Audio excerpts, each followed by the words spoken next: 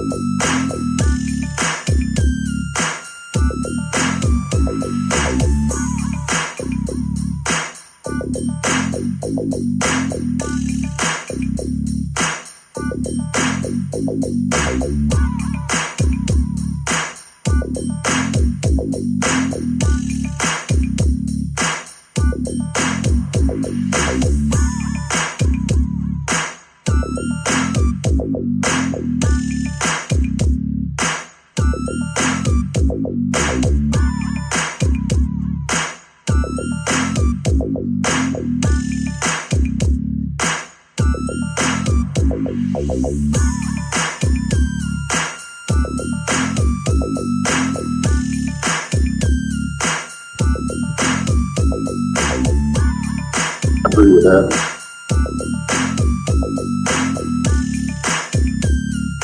Agree with that.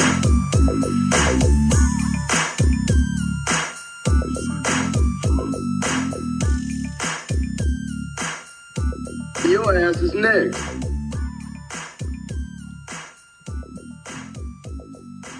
What's good, family? What's good? Just making sure these levels are right. I'm not too hot there. Oh man, let's see. We got that. We just need that not to start over. Yeah, I think I got that.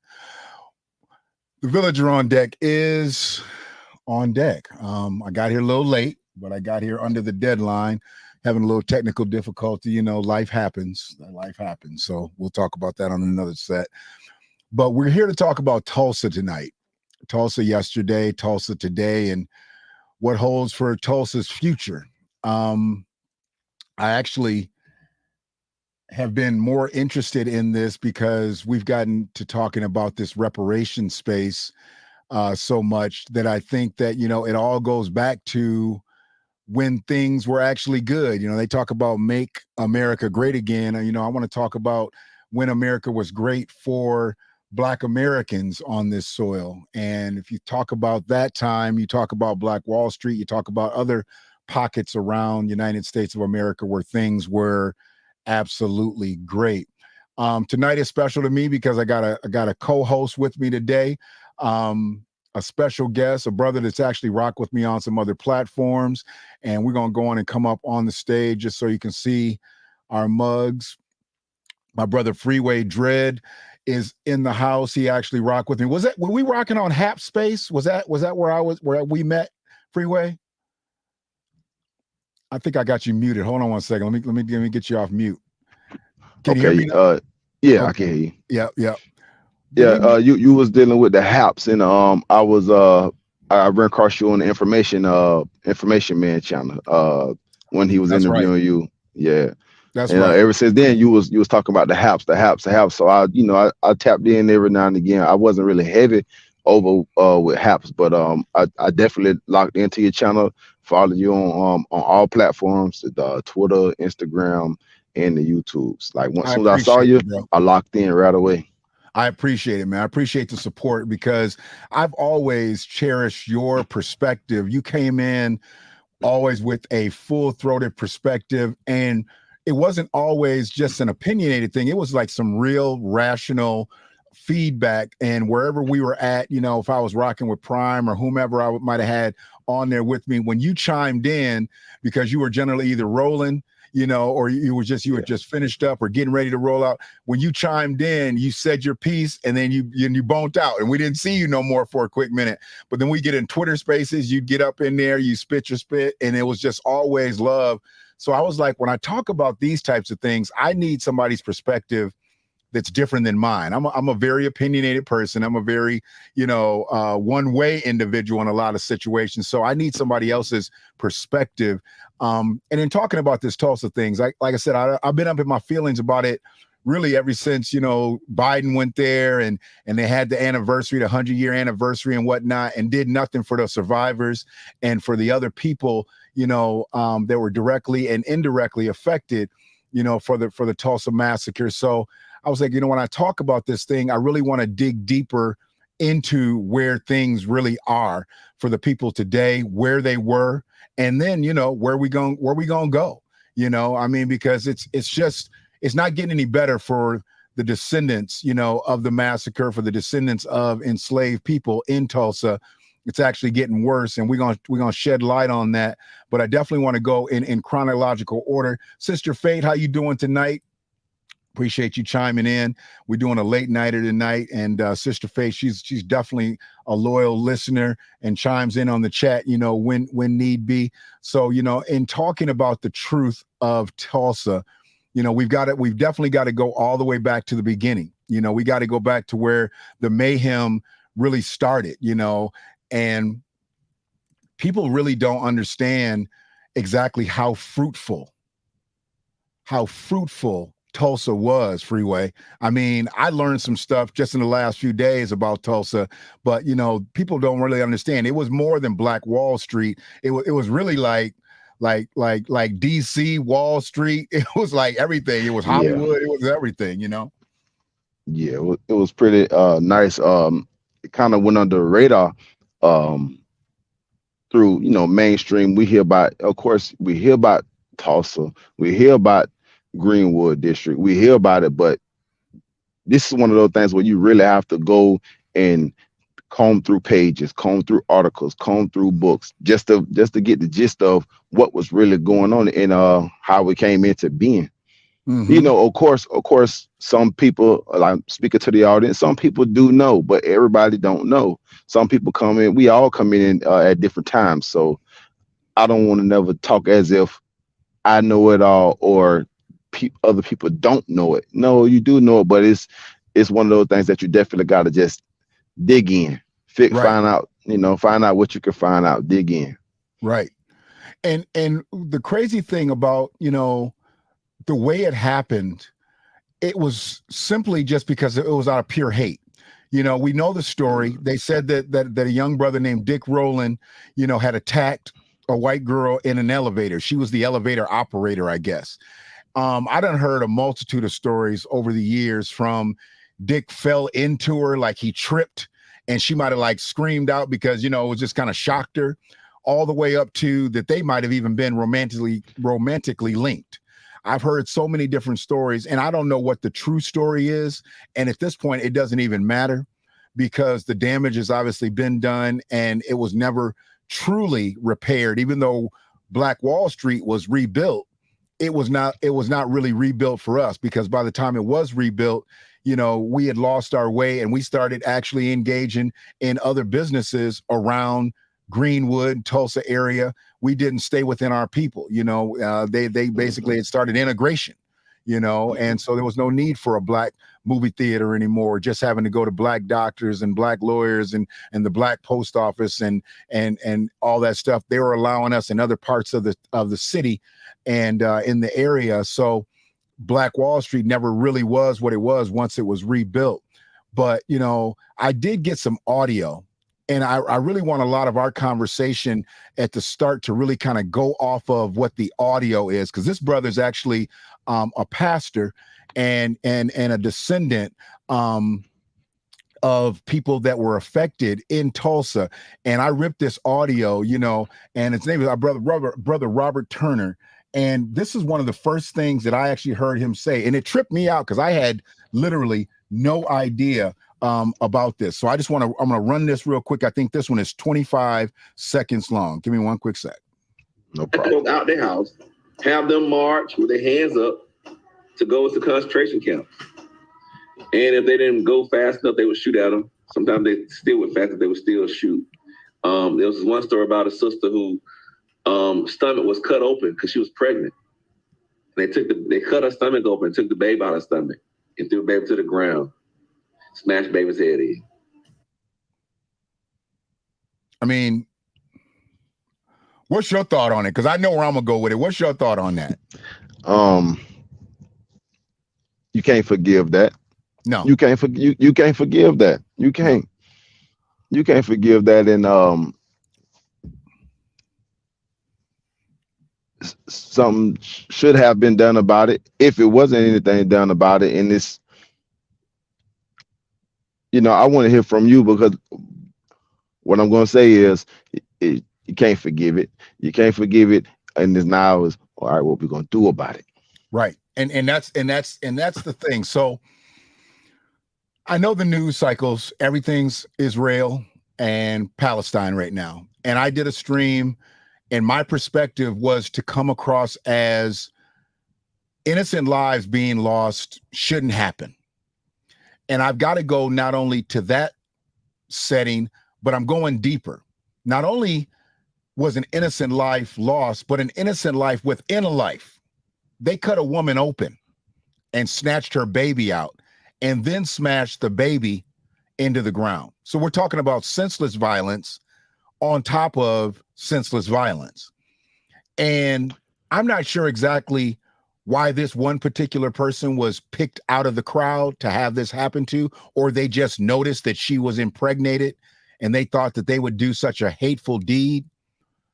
But why? Why?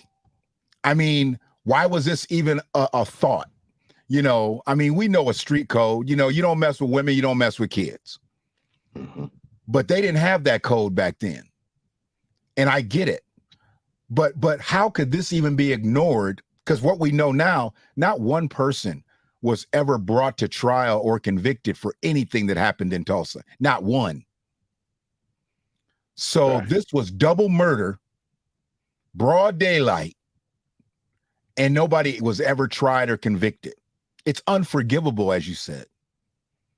Unforgivable. And people talk about the concentration camps. You generally hear about concentration camps. You hear about Asians going to concentration camps. You hear about Native Americans going to concentration camps. You even hear about Jews dealing with the Holocaust going. But people don't realize we went to concentration camps, Freeway. They had them right there in Tulsa, and they had them in other places as well around the country. Here you got people that are fruitful. They got their own homes, but they burned the homes down. So what they have to do, they put us in concentration camps. This is where we were. Right. So in moving the conversation, we see what the aftermath was, but before the aftermath, this is what it was. This is what it was. It was a bustling town. It was a profitable town. And all them people that you see, any images that you can see in there, them was all black folks. All the automobiles, the bus company, because there was no integration. This was all us back in the day. Right. All us. So when they try to act like we can't build and we can't do the things that we need to do, and I mentioned this a lot, in my streams, we were the only skilled tradespeople on this soil, Dred. Yeah, definitely. 200 plus skills and trades. Period. Nobody else knew how to do shit around here. And now they try to make it seem like we don't know how to do anything. But we had our own towns. It wasn't just a street. So when they say Black Wall Street, I always look at that almost as like minimizing. This town was doing its thing. And there were pockets all over the country. 50 plus in Oklahoma alone. Or not Oklahoma, but yeah, Oklahoma alone. In that state, that territory alone, 50 plus townships. Yeah. This just gets the most notoriety. Right. And the oil industry, the oil industry brought a lot of these people here. We were heavily populated by the oil industry back then, where now we're almost non-existent in it. You don't hear about black people being really involved in oil now. Not many. Recently I only heard of one, and that's real sketchy. And you're coming from where they used to be. Coming from where they used to be. Highways. You're up and down the highways. As far as seeing land, like just as far as you can see, do you see any black-owned land like that where you travel? Black-owned, no. Black populated, some. Okay. Yeah. When you come out the South, you really realize it. You really, that's something that you make no mistake about. Okay. Once you get out of the South, ain't no mistake about it. You know that you far away or you outwards other people at. Okay. So I guess my situation in having a town like this and then having to get burnt out, there were people all across the country that knew how vital Black Wall Street, as we're calling it, was, because they started to send bread from all across the country to help rebuild this territory. And the next thing, to keep aligning our conversation, the brother really talked about what people didn't really understand is how fruitful Tulsa, or Greenwood as it were, was. Right. And that's something that it tripped me out. When he said this stuff, I had no idea. I just want to bust this one down real quick, and then when we break, and I'm gonna get to your comment. We said, check out Black AF History by Michael Harriot. We saved this country the moment we stepped. Somebody was just talking about that on a Twitter space, sister. Yeah, we'll definitely get at that. Hold on one quick second. We had money. For a lot of us had land as freedom from Native American tribes. We had crops. We were growing on that. Then when this oil discovery happens, it just went crazy. And you have black folks in the service industry that were making bank. Like, it was, just to give you one anecdotal fact. Greenwood at the time of 1921 had about 10,000 black people, 1,256 homes. 1,256 homes we had.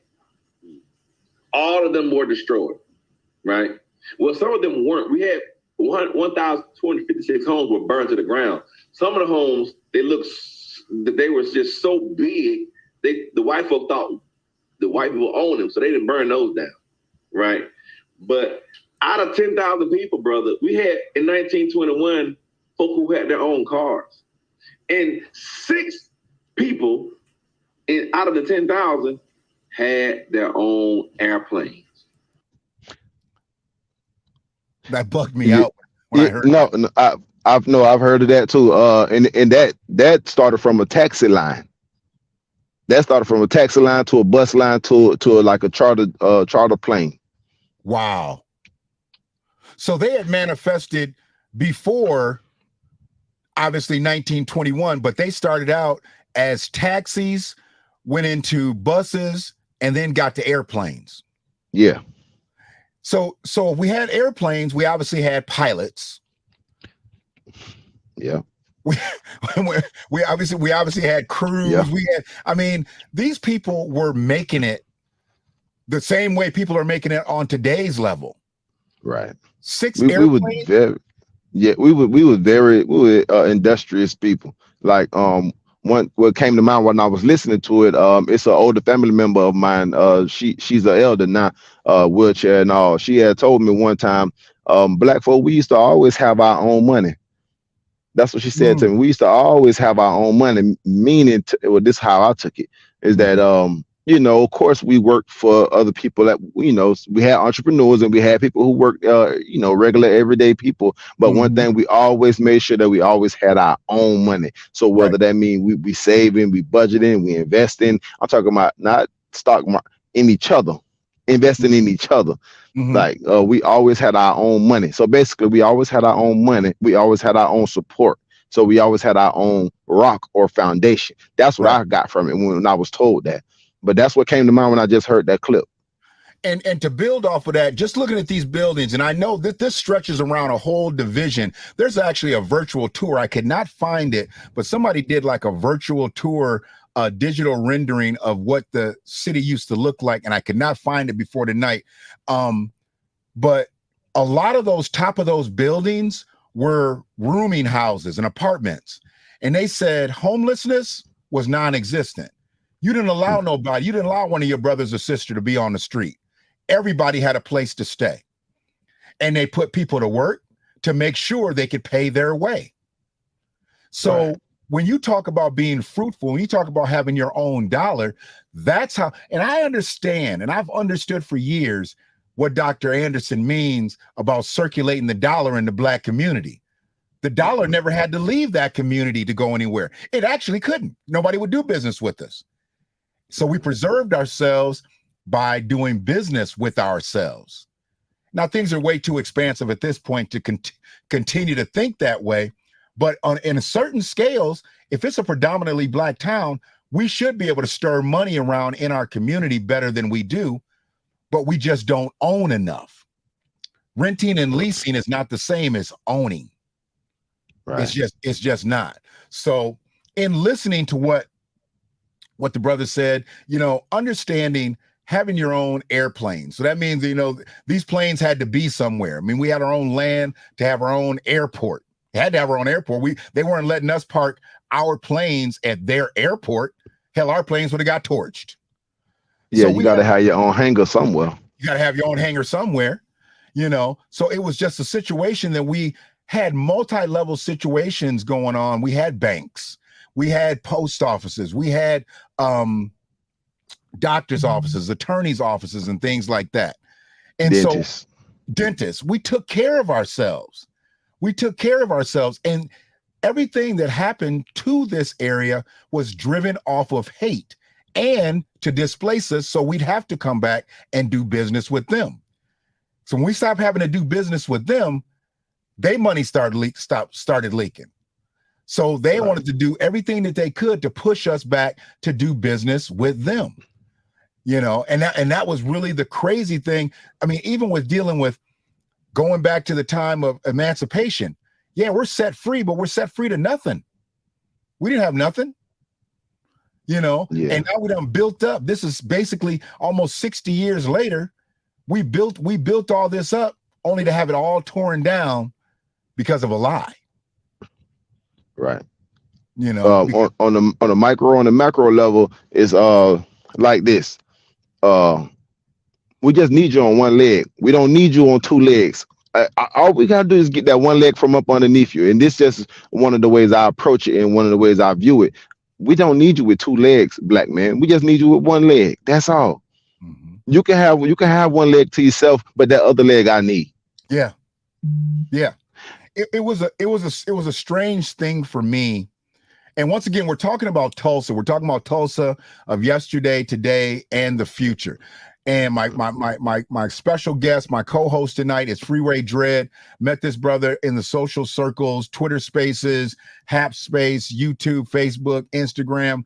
He's been rocking with me for a few years, just following the content and supporting me. Really, I just when I hear people like you, I'd love to have a cast with you once a week.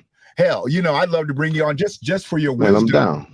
I appreciate it, man. I just really didn't know until I saw you on the elders space. Pharaoh, let me throw a shout out to Pharaoh. Said that. Salute Pharaoh. Salute that man. Crazy thing is, he's one of the main reasons why I don't eat meat. I literally started listening to him, being a vegan since 1979. And I know that I don't follow him, lock, stock, and barrel, but he literally got me to the point where meat just became a non-factor to me. It took me a while. I listened to him for several months until I even thought I could try it. And then once I said I was going to do it, he told me, well, he didn't tell me, he spoke to me through the stream where he said, don't try to give up meat as a whole. You'll fail. He was like, you got to figure out your own way. So what I did was I did a decline. First week I gave up pork. Second week I gave up beef. Third week I gave up chicken. Last week it was easy to give up seafood because I don't eat that much seafood. But it was crazy. Right. I just gave it all up, and I'm over 500 days without anything. Only thing I have a little problem with is some shrimp. Every now and then I got to have my scrimps. So I eat a few scrimps every now and then. And man, if you want to eat your swamp, man, eat your swamp, man. Eat your swamp if you but like, you did the right thing and you definitely went in the right direction. It's that step, but everybody can't cold turkey like that at all. And I don't recommend it neither. So I ain't gonna lie, definitely salute to you and salute to Pharaoh. So it's like, and with that, the vegan and vegetarian space, like just try to, bring it back into the Tulsa thing is that's something that we definitely could help each other with getting into. I'm not advocating for everybody to give up meat, nothing like that, but concentrate on the food again. Mm-hmm. Cause we don't got, big mamas and that kind of stuff, so let's just concentrate. Like that could be something that's very simple or small. Let's concentrate on something simple as rice or beans or fruits or one thing. I'm not saying the whole dish. One thing. Let's just start off with one thing on the plate. Right. And I've learned so much as far as portions and things like that go, being a bariatric patient, that one of the things that I shouldn't have been doing anyway was consuming even as much meat, even though it was protein, it was this, that, and the other. I shouldn't have been consuming as much as I was anyway. So cutting back wasn't going to be an issue. I just never fathomed that I could actually give it all up. I never thought I could live without ribeyes. I never thought I could live without chicken wings. I never thought I could live without bacon and breakfast sausage and things like that. I mean, I just never thought. But I also started to not trust the product. Meat ain't the same as meat was when we was young. It's just not. No. I mean, they're not growing the animals the same, and the stuff they're feeding the animals has got issues with it. So I started to not trust the product itself. I mean, I've always been around the kitchen. So when I started to see just the change, the texture in the meat, and meat started to get more veiny. Beef started to get more veiny. I started to see more things, more fillers in sausage and things like that. I started to get leery, man. Chicken got big as turkeys. Yeah, chicken is it. Chicken. I'm like, well, wait a minute now. And see, I wasn't reading as much as I should have been up on the product, but they're doing things to the meat to grow it too fast, to get it out in the market. It's mass production. I get it. And it just, I started to lose my trust in it. And that's really where I kind of fell back on some things, and it was real easy to walk away from doing the things. And I feel so much better. I ain't lost too much weight. I'll tell you, I ain't lost too much weight, but my body is way more in tune with itself than it was before. I mean, because that meat gets the impact in you, and it can be a situation, It can be a situation. And as a bariatric patient, I couldn't deal with that. I was not able to deal with that the same way a person can with a regular gut. If I get jacked up, I feel like I'm about to just blow up. And then I have that situation, and I, just not in those spaces anymore, man. You don't want to end up in that hospital bed, man. And to where they're telling you can't leave. You can't leave. You can't go nowhere. That's the thing. And I felt that way. I felt like I could end up in a space where they could be telling me I can't eat meat. And I have a harder time with somebody telling me I can't do something versus me trying not to do it myself. So I voluntarily gave it up before somebody had to walk up to me and be like, you got to stop eating pork, or you got to stop eating beef, or they be talking about trying to clear my arteries out and stuff. So I'm glad to be in this space. And like I said, my mind is clear. Brother Iron Physique is in here. My brother Ken McGee is in here. Black Seed, the child of life. Appreciate you, bro. Yeah, I had to dip from the Twitter space. I meant to tell everybody to come on over, but I didn't want them to leave Prime's Twitter space. They was in there talking about reparations real strong. But appreciate everybody that's actually in here, that's in the chat. Talking to Freeway Dread, we talking about Tulsa. And Tulsa is one of those situations that you can just build conversations off of. And we passed our feelings, I think, on it because we don't heard so much about Tulsa. So I really wanted to really get into what has happened, what's going on now. And we've talked a little bit about the fruitfulness of it. One of the things that I do want to break down too, because this right here, the brother actually got with him. He got with him on this where I think he's basically throwing a little shade as a preacher. He threw a little shade because when I listened to the tone of his voice after listening to it a couple of times, he kind of letting people know, y'all want to talk about this, but you need to be talking about that. And we're going to rock off of that. And then we really want to get into some serious dialogue. And if anybody has any questions about stuff, because we got a NPR article that I want to talk about as well as another short video clip that our brother Morgan Freeman narrated. And it was some untold truths in that as well. Give me one quick second on this one. Also, Greenwood District had the highest per capita. Greenwood District is the place Black folks live. Had the highest per capita home ownership for Black people than any place in the country. It was largely from the oil money that created a boom in this area. Also, a lot of folks don't know the Black people were slaves to Native Americans. And when the Native Americans, when emancipation came for us in 1865, some Native American tribes kept their slaves a year later, and the Black folks didn't get released in 1866. But they gave they called them freedmen, some land to grow crops on. So they have. We heard that, right? We heard that. Yes, we did. See, we did. When he said it, I was like, I wanted to stop it right then and go back, but I knew I was recording it. So let me just kick it back a little bit, just a little bit before. It came for us in 1865. Some Native American tribes kept their slaves a year later, and the Black folks didn't get released in 1866. But they gave they called them freedmen, some land to grow crops on. So they had a little bit of money, and they would come to Greenwood to spend their money. And I go back to that other point about Native Americans having slaves. During the Trail of Tears, it was definitely Trail of Tears, but a lot of folks don't realize Black slaves traveled with the Native Americans along the Trail of Tears. We cut the trees down for the Trail of Tears. We made it a trail by our sweat and our blood. And literally, I had never heard that, bro.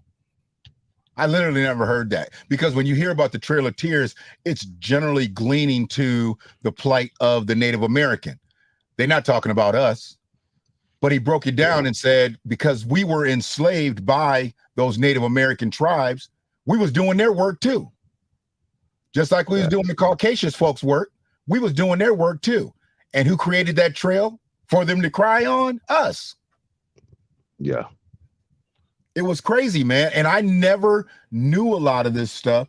And in getting into these spaces over the last several years, I've learned so much, because I definitely went to a jaded school system. Although I'm thankful of the school system that I went through, and I learned a lot, and they gave me some multi-level capabilities. They didn't teach us this. Yeah. They didn't teach us this. You know what I'm saying? And my biggest issue is learning this stuff in my late 40s and early 50s. Yeah, I got a little attitude about it now. I feel like I was cheated. You know, I feel the same way. Yeah. And you come from Florida. Yeah, Florida. Okay, so you in the South, I'm in Michigan. So we're total opposite ends of the spectrum, right? What was learning about things like this? How easy was it for you to gain this knowledge when you were coming up, or did you? In Florida, you hear a lot of the Seminole. You hear about a lot of growing up the Seminole. Of course, the Florida State, the Seminole. No, but you did hear about a lot of people used to say, well, it was common to hear somebody say, oh, I got Seminole in my family. Oh, it's Seminole. And then down in my area, we live like, right in the areas where they used to be, the Calusa, the Okeechobee, the Ocoee, Alligator Alley, like all of these places. And if you look throughout Florida, you see the names everywhere. So it's if you pay attention to it, it'll make you question some of this stuff. But then that shit come in, and then where it's white, basically sanitized story. So if you don't go out on your own to pick up the story, you're gonna be stuck with the sanitized version. Right. They have reenactments now. I won't lie, they do have reenactments, like annual reenactments, but everybody don't go to those. As a child, I never went to those. I found out once I became an adult about those. Okay. And how factual do you think those are? I mean, do they get down to the truth, or is there a lot of stuff that's smoothed over because it was so brutal for us? I mean, are they going to really reenact what really went on? Some of it's smoothed over. Okay. Some of it's smoothed over. Let's just be real. Yeah. I mean, when things that I learned about Native Americans growing up here where I am, it was very glossed over. We didn't know that we were brutalized, by Native Americans. I never heard about the tribes that brutalized us. What'd you say there, Black Seed? Says they don't want people to know that they made us walk from the southern eastern U.S. to the Midwest, Oklahoma. Yeah, that's nuts. Yeah, that's nuts. And a lot of those people came out of Florida. A lot of those people came out of Florida that went out that way. So, okay, just like that. So people that tried to go west to get to California, from what I heard, a lot of them ended up in that Tulsa Greenwood area or Oklahoma, because some of them ran out of bread. They weren't able to make it all the way to California. And they made their way right there in Oklahoma. So they never had to go no further. I heard there were a lot of people that came up out of the South, probably, like you said, in Florida, and they meant to get all the way. Okay, remember the movie Devil in a Blue Dress, Denzel Washington? Of course. Okay, so he came all the way down from Texas. Right. And he went out to California. And remember in the middle of the movie, the lady had packed up her truck and she was like, it's too fast for me out here. It's too fast. Yeah. People went back, man. People went back to the South. And it was nowhere near. It was still bigoted and racist in California, but people turned back around and went. So there were people that left the South and returned to the South just because of the speed of the environment. And then people got to Oklahoma and said, man, let's just start here. They planted their seeds right there in Oklahoma. Some people were destined to get to California, and they never made it. They sat right there. That's why I think that there's so many people, that were in the Nevada area, in that Arizona area, but because they were all destined to get to California. But look at those areas now. They don't talk about Nevada too much, but Nevada's a very bigoted area, and we know Arizona's a very bigoted area. So, and then you start coming back a little bit and you'll wind up right there where Oklahoma and all that stuff is. We always had a time coming up, and because I was one of the children, I ain't gonna lie, my great grandma, she was my favorite, and I think I was her favorite when it come down to the boys. I used to always, ask questions. As a child coming up, I used to always just ask questions, and pay attention to what she say, how she say it, and the direction she go with her conversation. But one thing that I do know from those generations, 1920s, people who was around during those times, is that it was Mendo to look out for one another. I don't care if I don't like you or not. It's Mendo for us to look out for each other. Oh, yes, I don't like such and such them, but it's Mendo that we look out for each other. We don't have that as much now. I don't like to shame nobody for it. I don't want to, because some of us don't even know people from the 20s. I know people from the 20s. My great grandma was born in the 20s. Right. So it's like once you around them and you understand them, it's like I might have my personal feelings, but I can put that aside to make sure we all at least a little bit good, just a little bit good. And I don't know the demeanor of your grandmother, or your people, but here's what I think your people. I think your people align with my elders too. They would talk you down one way and down the other, but they loved you. I mean, I'm talking. You could be walking up, and if it's 3 or 4 elders sitting right there, they all talking about you. They all saying something about you. But let somebody say something about you that's outside the clique, they gonna catch it. And they loved you. They loved you like that. I mean, that was the elders that I knew. Now they could talk about you all day long, but don't let somebody from the outside talk about you. Or try to do no harm to you, or try to do any kind of harm to you. Then you see what they got artillery. They got artillery. They got weapons. I mean, come on, man. Yeah, I mean, they never had to pull them out because they knew how it was, but they didn't let nobody, our elders that were born back in those 20s, 10s and 20s and 30s, man, they didn't let nobody mess with family. They didn't let nobody mess really with black folks. You wasn't just gonna run up on no black folks. They knew how to band up because they had to deal with that stuff in the South. And when they got to the North, I mean, they were like, because those people all came together. I remember how people used to just band up and come north. You might not even be part of the family, but if you going up to Michigan? Okay, I want to ride. Get your stuff. Get in the truck, whatever. And they pulled you up there. I mean, and then you made do until you got you a job, got on your feet, and did your thing. And y'all probably did the same thing when people were trying to evade some other territory and came into your area. And where you from? Okay, we from Mississippi, or we from here and there. You family. You look like us. You work with us. And you family. That's what it's about. Right. Black Seed put that up there for you. Said John Horse and his followers are essentially the ancestors. Is that the Muskogos Mexicans?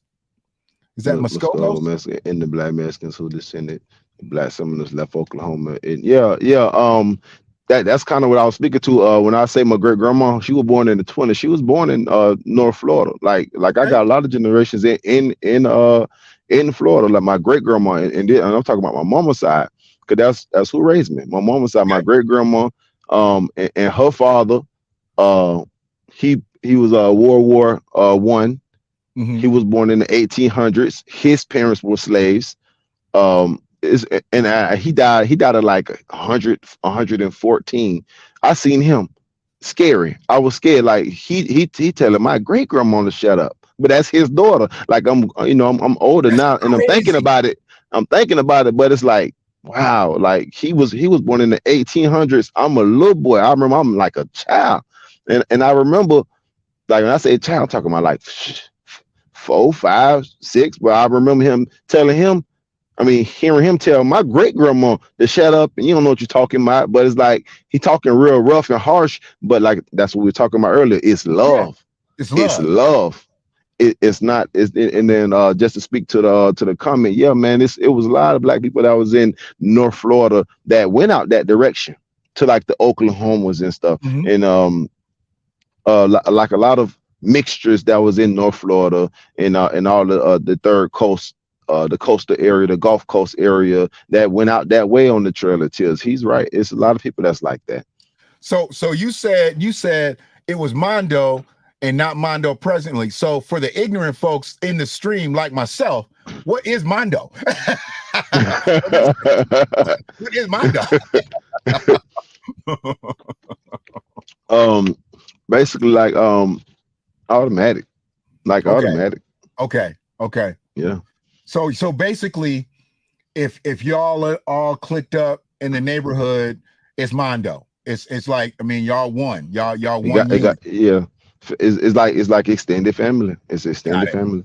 It'd have to be blood, but it was Mondo, okay, it was okay. So I definitely understand that. All right, what did Iron Physique say? My grandmother's sister left Mississippi for California in 66, but she left California and moved back to Mississippi in 74. Yeah, see, that happened a lot. That happened. And that don't get talked about a lot. What about the ones who was coming back and forth? What about the ones who was returning back home already? That's crazy, man. So, okay, he says, I noticed a lot of Detroiters and Chicagoans have roots in Mississippi and Tennessee. Absolutely. My family's from Leland, Mississippi, and Union City, Tennessee. You know, I mean, it was certain packs moved north, and some got to Michigan, some got to Indiana, some got to Illinois, you know, and they found their way to where we were, where our people were. You know, and that's, to me, is really what, getting to our conversation and where we are with Tulsa, I think that's really what happened. People started to know things were happening in Greenwood and Tulsa, and they just kept migrating there and kept going there, and it ended up being a bustling, like I said, area, because when they say Wall Street, they make it seem like it's just a couple blocks, but it wasn't a couple blocks. See, the thing is, Black Wall Street was really 35 acres. I'm sorry, 35 blocks. It was 35 blocks. So when you talk about 40 acres is 25 city blocks. So Black Wall Street was 35 city blocks. So it was over 40 acres. Now, just put it into perspective. What if we would have all got our 40 acres, bro? This is why we didn't get our 40 acres. They knew how valuable, if they could do that just on Black Wall Street, what happens if you got 40 acres and you got 40 acres and you got 40 acres? They knew what that would equate to. So there was no way in hell we was really going to get that land. And then, you know, we work from can't see to can't see. And we coming from those parents who going to work from can't see to can't see. Right. So we gonna easily with the 4-day, everybody would have had something to do and would have done something. Mm-hmm. If you don't work, you get land and you don't work it, you worthless. And the old people that all of us come from, like, you know, when we speak about the people who are some, we not our ancestors. Hell no, we not our ancestors. They are better than us, and they are way more accomplished and established than we were and are. Yeah. So it's like they had something and they really grabbed it and used it, whereas we're trying to get back to grabbing it again. Right. That's where we at right now. We're trying to get back to grabbing it, even learning how to grab it. See, there's so much stuff that we just don't know, because a lot of us didn't get a chance to have a relative 114 years old. He was a $114, Dread.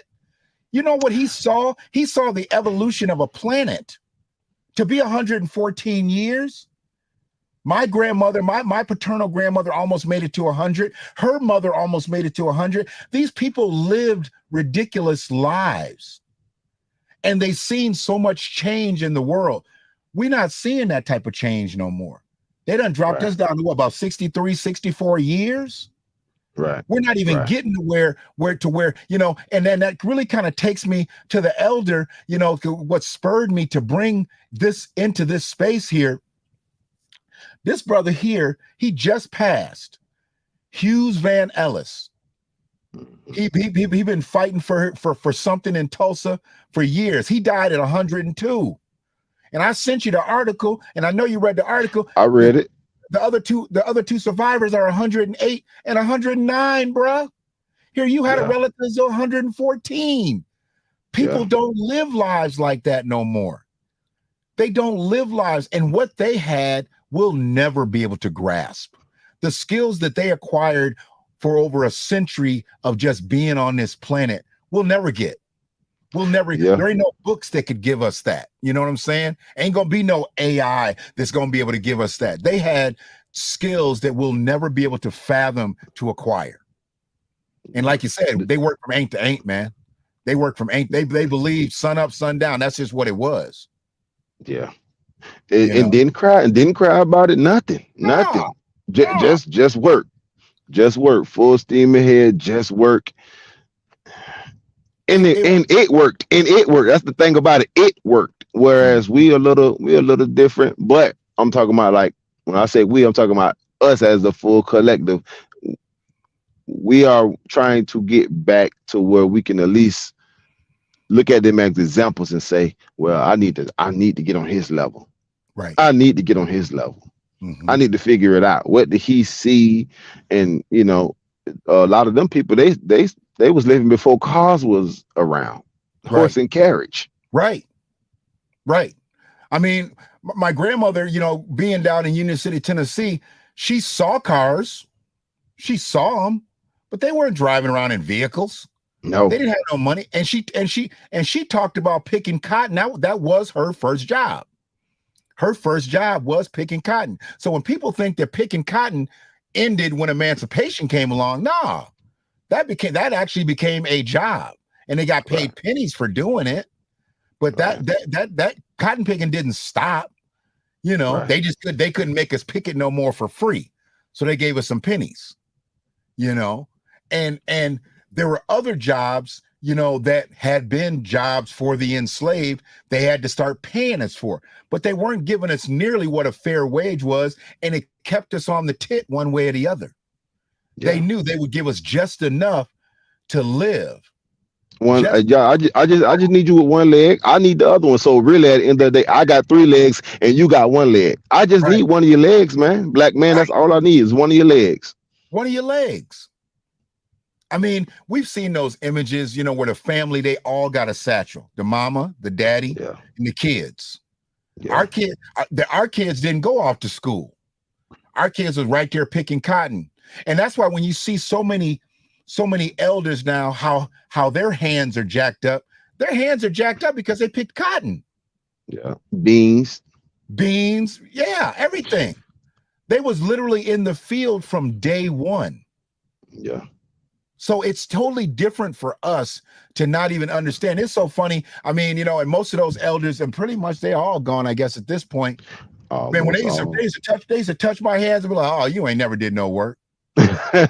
Same thing. Say you ain't got no back, you got a gristle. Come That's what I used on, to hear. You ain't got no back, you got a gristle. they used to clown me, man. They used to clown me. Man, you ain't never did no work, Yeah, And then some of the people that I literally, you heard that term. You could strike a match on the back of his hand. Man, I yeah, touched people's hands like that. My yeah. Same uncle's here. hands were like that, and he was one of the hardest working dudes. He was one of the hardest working dudes I ever seen in my life. My Uncle Jewel was one of the hardest working cats I ever seen in my life, and he owned 2 homes, and he had several cars, you know. And Yeah, I mean, and he did his thing, and he really, really, he wore a work suit, man. If he wasn't in a straight up jumper, he had the work shirt on and the work pants, and he wore boots. Only time you saw him out of that was on Saturday and Sunday. Other than that, he was in his work stuff, because there was always work to do. If he wasn't doing his gigs, he was hauling something, he was right, moving something, he was doing something. It was always something that generated bread, you know. And right. that's what the people did in Tulsa or Greenwood.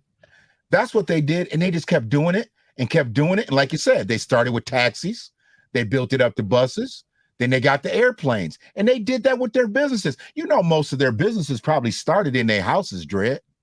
Yeah, Most of their yeah. businesses probably started right in their houses, just like The businesses rumor right houses, now. the rumor Right? houses turned, the Yeah, rumor house turned into hotels. there you go. There you go. People don't look at the bubble the same way that you should really look at the bubble. I mean, you got to start. Generally, you start in your house.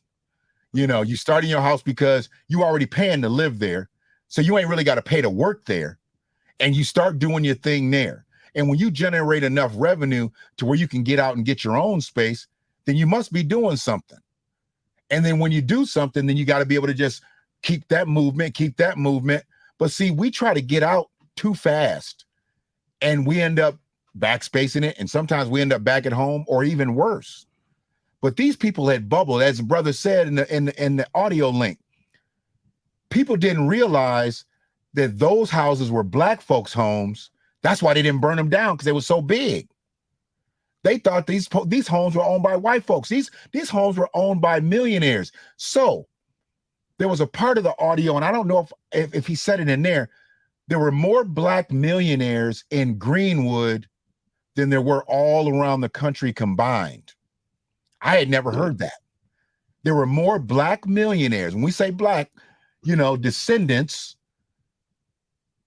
in Greenwood alone than there were all over the country combined.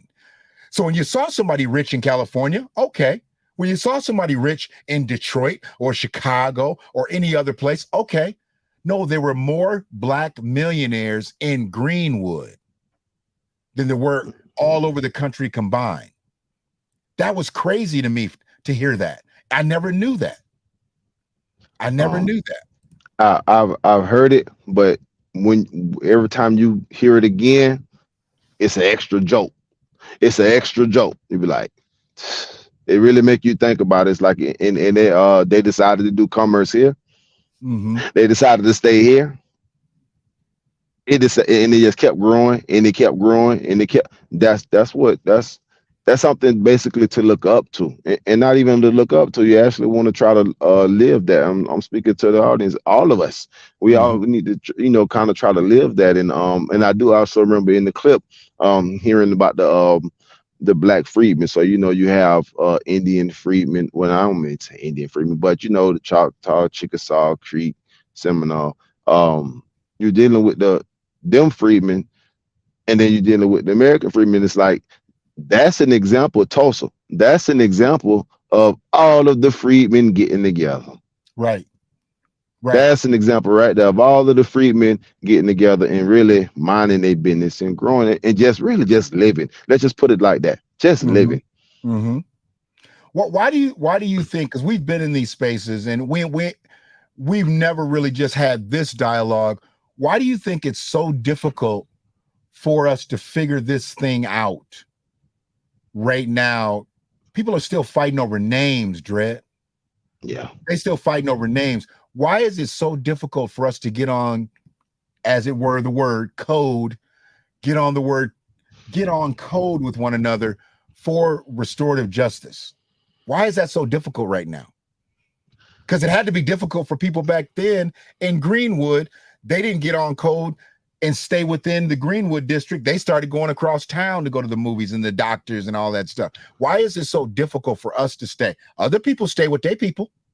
Why is it so difficult for us to stay with ours? Because certain people don't hold the line. And when you have changing of the guards, like like all of us got big mamas, all of us got granddaddy, all of us got uncles, but every family got that one or two people that hold the entire family together. And when that one person leave, you see it break down. So I view it almost like that when it come down to us as a collective. Certain ones be like transitioning, passing on, or even coming off of the front line. And then we have all kinds of people from all types of timelines that come out because you got for every generation got its percentage of whatever type of a crowd that don't care, they're industrious, the hardworking, like. And I be on this platform or all of these platforms. Some people, let's just be real, they look for clout. They want to be known. They definitely want to be seen and heard. Mm-hmm. They want to go down in history books, right? Basically, you can't be MLK, man. No, You can't be Malcolm X, man. You no. can't be any hero that we got and had and still do have. You can't be them. So They're etched in stone at this point. They're etched in stone. There'll never be anybody else like them. right. Ever. So our task is different.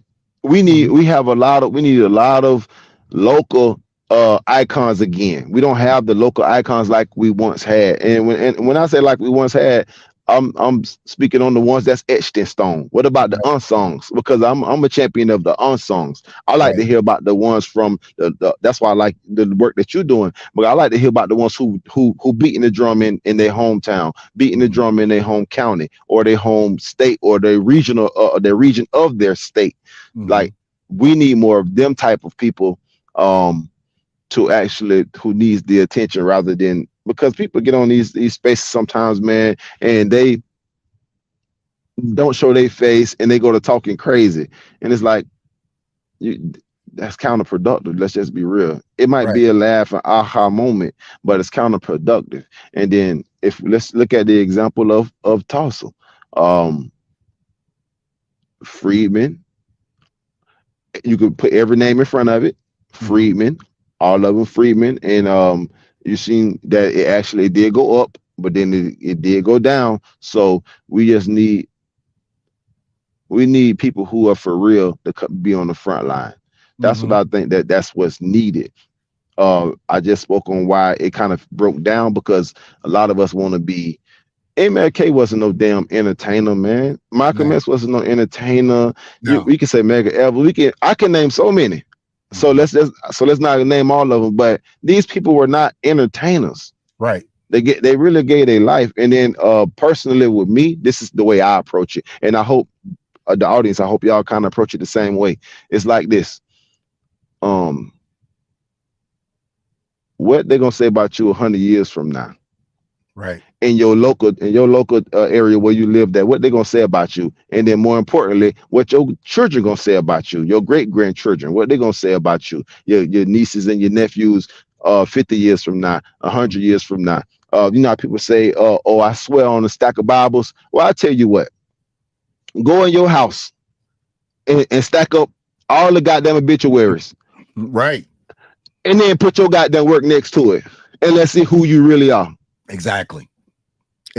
Go get every obituary in your house. And then some people got plenty, some people got a few. But go get every obituary in your house, stack them up, and then put your life story next to it. And then let's see what's what. Yeah. Like that's the way I approach it. And I hope the audience, I hope you kind of feel the same way I do. I feel like we can't all be the same thing. And like you said, there's never going to be a Medgar, a Malcolm, a Martin. There's not going to be another Black Panther Party. There's not going to be, the real NAACP. There's not going to be any of these organizations the way they once were because we're so fractionalized and we're so divided in our thinking. Right. So when we talk about these platforms, I've just always tried to stay on my square for what I believe in, and it's trying to be on the right side of thing for our people. Now, when I start talking about outside of our people, doing that stream that I did about Palestine and Israel, a lot of people, I literally have people text me back, "Oh, I can't really comment on it." I'm like, I didn't ask you to comment on it. I asked about your perspective of what I said. So they literally told me that they weren't going to watch the stream, really what they were telling me, because they didn't want to form an opinion based off of my opinion. So they prejudged me. They even prejudged me when I did the stream from the perspective, I don't agree with the loss of innocent lives. I didn't say one thing on Palestine's side. I didn't say one thing on Israel's side. I didn't agree with the loss of innocent lives. So I said we had to be on the side of humanity. We had a brother in the chat, and I don't think Brother Williams was in here tonight, that he was like, "Man, I can't stand up for nobody but our people." I was like, I get it, bro. I totally get it. But think about it this way. I'm standing up for humanity here because I'm not picking a side, not picking Israel. I'm not picking Palestine. What if it was Black folks?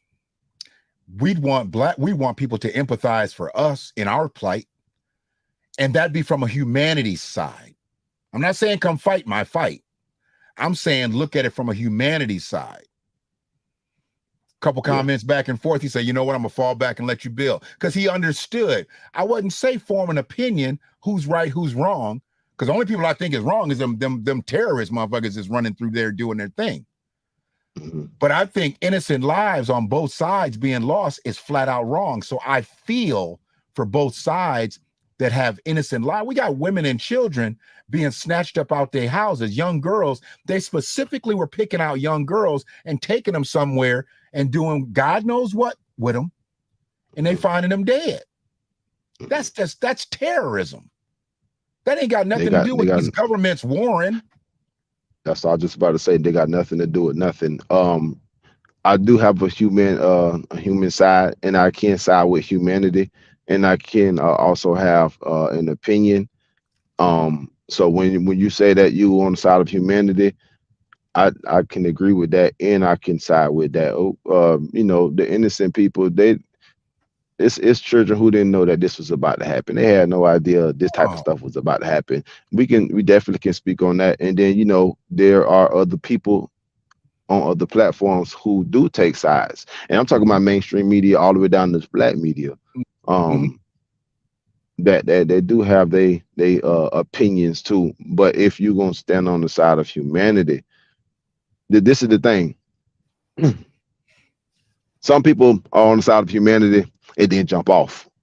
You don't seem like you doing that. No. You see what I'm saying? But some people who will use that and then try to jump off of that. But Right. if it's gonna be about humanity, okay, I definitely can agree with that, and I definitely can concur with that and say, okay, well, yes, humanity. Certain people don't even need to be dying behind other people. I'm talking about both sides. Some people don't even need to be don't need to be caught up in this, be getting caught getting sprayed at night. Like, I definitely can get that. Um so if you do advocate for that, I'm with that. Mhm. And then when you got other people on other sides who are this opinion or that opinion, or let's just stay out of it, I agree with that too. However, it's basically on what are you listening to? Are you Right. listening to somebody who about humanity? Are you listening to somebody who politically charged? Are you listening to somebody who basically want to stay out of it? Like, it just gonna boil down to who you listening to. Right. And I don't think it's wrong for anybody to take a side, but you gotta have a belief. You got to be able to stand on that square. If you side with Palestine, why? I'm gonna ask you why. If you side with Facts. Israel, I'm gonna ask you why. Facts. See, that's why I think that a lot of people get hemmed in by taking a side. And I said that it's ethical. It's absolutely ethical and morally sound to feel for innocent lives being lost on the Israeli side. It's ethical and morally sound to side with innocent lives being lost on the Palestinian side. Right. What's not ethical is to demean innocent lives being lost because you side with one or the other. Right. That's where it's wrong. Or saying that their fight is an illegitimate fight. That's where I have a problem with it, because now you're not on humanity's side, and Right. you're making it personal. You're now making it personal. See, I've never wanted anybody to make our case personal. Don't Right. don't don't don't don't take this personal. Be on humanity's side of anybody that's been paid on this soil in the United States of America. We have not been. I mean, you've had Native Americans, you've had concentration camp survivors, you've had Spanish speaking folks, you've had even Holocaust survivors whose plight did not happen on this soil, Right. paid by the United States government. Right. And I've never minimized any of their plights. But what I'm not going to do is negate the fact, if they've been compensated, why haven't we? And that's where he takes me to. Their plights all combined doesn't equate to over 246 years of free labor. Yeah. We worked overtime. It's payday. That's just logical. That's just What logical. what you used to say, full schedule. I got that from you. Full schedule. I Full got that schedule. from you. Yes, I sir. got that Yes, from you. I Full appreciate that. schedule. I mean, and my thing was, the reason I used to say it, because there's more than just the cash payments. I know a lot of people are really into the direct cash payments, but it's a multi-level situation, because it was a multi-level debt that was Mhm. accrued. I mean, Mhm. dude, we couldn't learn. They would kill us if we learned how to read. We weren't even in a competitive state with them, but just the mere thought of learning how to read, we would die. Right. Medicine, you just talked about it. We had our own doctor's office. We had our own veterinarian clinics. We had our own dentists and everything. We ain't got no dentist dread. We went and got our teeth fixed the same place they fixed the horse's teeth. So Yeah. medicine, healthcare should be absolutely free. We shouldn't be paying for school. We shouldn't be paying for no healthcare. I'm with it. Full schedule. I'm with Full it. schedule. Full I mean, schedule. I'm with it.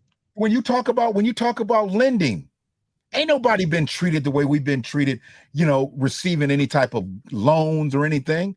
Predatory lending has us attached directly to it. When have you heard about anybody other than us being a victim of predatory lending? I haven't. It's not going to take long for me to answer that question. I haven't. I mean, I haven't. so I don't believe, I mean, and I know people think a lot of these things are extreme, but I'm like, I can go back through not only decades, but we can go over century. We were mistreated from the beginning. And it's only, it ain't got no better. Wells Fargo still treating us bad out here. Yeah. Other banks have followed suit as well. Bank of America, all these banks have shown they don't want to lend money to us. I was just in a space a couple nights ago, about 3-4 in the morning. And I said, they'll give us a student loan. They'll give us an auto loan. They won't give us a business loan. That business, exactly. Not that business loan. No, not that business loan. So why am I gonna give you a business loan so you can turn this shit into Greenwood again? Why would I do that? Right. But this time you call it, I don't know, Blackwood or something. I don't know. Right. I don't know. Like, you just never. And what we speaking on right now, this is what, not the audience, but the people who will run across this later, or who will clip this up later. For the people who are just not coming into this knowledge, just not coming in, heart and mind, because some people it's not there. You're out there. You came in cause this hot right now. That's the only reason why you can't. No, talking about for the guys who coming in, who basically coming up through high school, coming up through college. You basically you want to come in this, and you actually want to go forward with it. And when I mean go forward, I mean these next 100 years, these next 50 years, these next 25 years. I want to die with some damn dignity. Right. As a granddaddy, great granddaddy, like I want to die with some dignity, and going for what's ours is what's gonna bring that dignity. Going for what's ours. Like you owe our people stuff. You owe our people something, not just no one cash payment. No, not that. I won't knock it. I won't knock it. But that's not all. We need full schedule. And that's hell, I ain't gonna lie. In my opinion, that's gonna take some years. That's gonna take some years, because we need more minds to come into it, and more hearts. We need more minds and more hearts to come into it. And this is where I know a lot of people who are on the scholarly end of it, and they done read a lot of books and they know a lot of stuff, where I think they fall off listening to me. And I realize I'm the old Negro in the room. I get it. Nah, man, you sharp, man. Stop that. You sharp. That's why I'm with you now. I appreciate that. And I know a lot of people discount a lot of stuff that Pharaoh says because he's 11 years older than I am. And my thing is this: I get wisdom from him. He got it from somebody older than him. I got it from somebody older than me. So it must be doing something right. We learn from those people. And I think the younger people need to be learning from us. And see, one of the things that I've always tried to do, I've always liked working with that younger energy. I want to work with them 30s and 40s, because truly, this is what I believe. This is my personal belief. I try to keep my perspective open, and my opinion, but this is what I truly believe, why all the banning of the books and why all the dumbing down of our people. What it took us to do, we about 156, 157 years, whatever it is, outside of the body, the institution of slavery. Most of that was analog, Dread.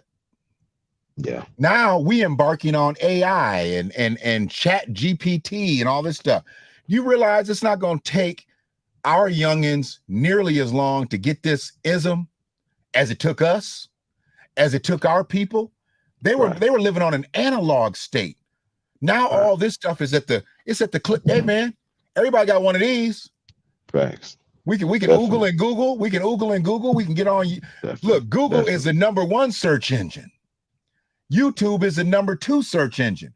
I bet you everybody with a smartphone got them apps downloaded, People always say, Yeah. oh, I don't get on YouTube. Yeah, but I bet you watch YouTube videos. You might not have the app downloaded, but it does not mean that you don't watch YouTube videos. If you want to get an informational situation, you're going to go Google. One of the first 3 videos going to be YouTube. So Facts. the 2 top search engines right now will give you ism. This is something that I want to bring up, man. This is something I want to bring up. I know I use that one. So we're going to drop this one right here. Let me go ahead and throw this up here because this is a disclaimer, and I don't believe I'm going to get a hit for it. I don't believe I'll get a hit for it because it's our information. Generally, like I said, when we just talking to the Negroes, they don't mess with us. But when you go across the line, man, I'm going to tell you this right now. I did 30 seconds. I did a 30-second drop of Umar on the Breakfast Club. You know, I got a copyright strike from iHeartMedia. Yeah, 30 yeah. seconds, You bro. can't. 30 seconds. This our nigga content, not your nigga content. This our nigga content. This ain't none of your nigga content. I was tripping. I was like, how they do that there? I was like, they got me like that. I mean, it was a trip, bro, that they literally knocked me. So I appealed it. And then what it was, you know, it's a bot. It picked it up, saw the thing, didn't care whether I had 30 seconds or 30 minutes. iHeartMedia got something in their algorithm that if it goes across somebody else's platform that's not a part of them, they snatch it. So they killed the video, emailed me the notification. I was going to be banned for 30 days on YouTube. And I appealed it and told them I literally just wanted a comment. I literally just wanted a comment off of Dr. Umar's interview. And like within 3 days, I was back up on YouTube. Literally. That's all they wanted me to just basically fess up like what you want it for. what you need it for. And that's what it really was, man. They're running a crazy game with that one. Yeah. And it was crazy to me that I was like, y'all didn't know it was just 30 seconds, you know, but they knew it don't even matter. It's their licensed content and they don't want nobody making $1, which I wouldn't have made $1. I'm not monetized. They don't want nobody making a penny, Dread. A penny. Yeah. Some brother just broke the numbers down a couple of days ago. He said 1 million views on YouTube now is all the way down to $690. 1 million views, $690. That's why don't nobody really worry about the super chat no more. Yeah. Because 1 million views, ain't nobody getting 1 million views, bro. So 1 million views is $690. So what they do is they go to super chat or they go to Cash App, they go to Venmo, PayPal. Everybody got that in their profile. Yeah. So that's where it's at now. But I want to bring this up here, man. This is something, and it's actually called Uncover the Hidden Secrets of Black Wall Street in 1921. And I thought it was actually a pretty dope clip, about 10 minutes long. I'm not going to play it all in its entirety because I don't want to bore the people, you know, but what I want to do is I want to get into a little bit of it and then have us cook on it. Brother Morgan Freeman, you know, he's been indifferent about the whole reparations thing, about the racism thing, this, that, and the other, but I still revere him as one of the most dominant voices. And, you know, I'm a voice dude just coming from the radio industry. I love Morgan Freeman, the way he delivers his content. So I had to pull him out the woodwork on this one. So we're going to let Brother Morgan cook on this real quick here. And then we'll get back in probably about 2-3 minutes. He's going to say something that's going to make me stop it. Watch. Okay.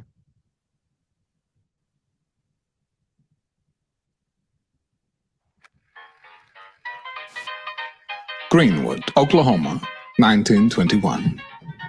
The north side of Tulsa was a prosperous community, exclusively black, because Jim Crow laws prohibited Negroes from living in white neighborhoods, where it was said more than 3,000 Ku Klux Klan members resided in the area.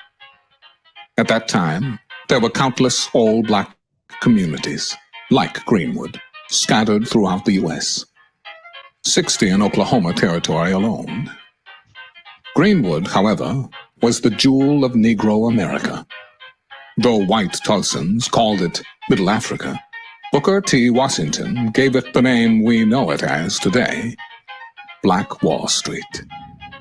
And it was the wealthiest black community in America, where black men and women came to pursue the American dream.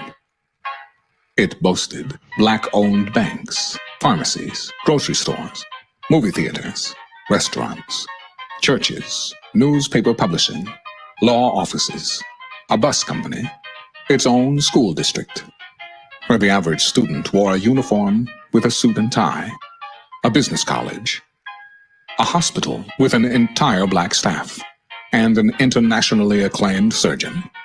Black millionaires, which Greenwood was known to have had more millionaires residing there than the entire United States combined.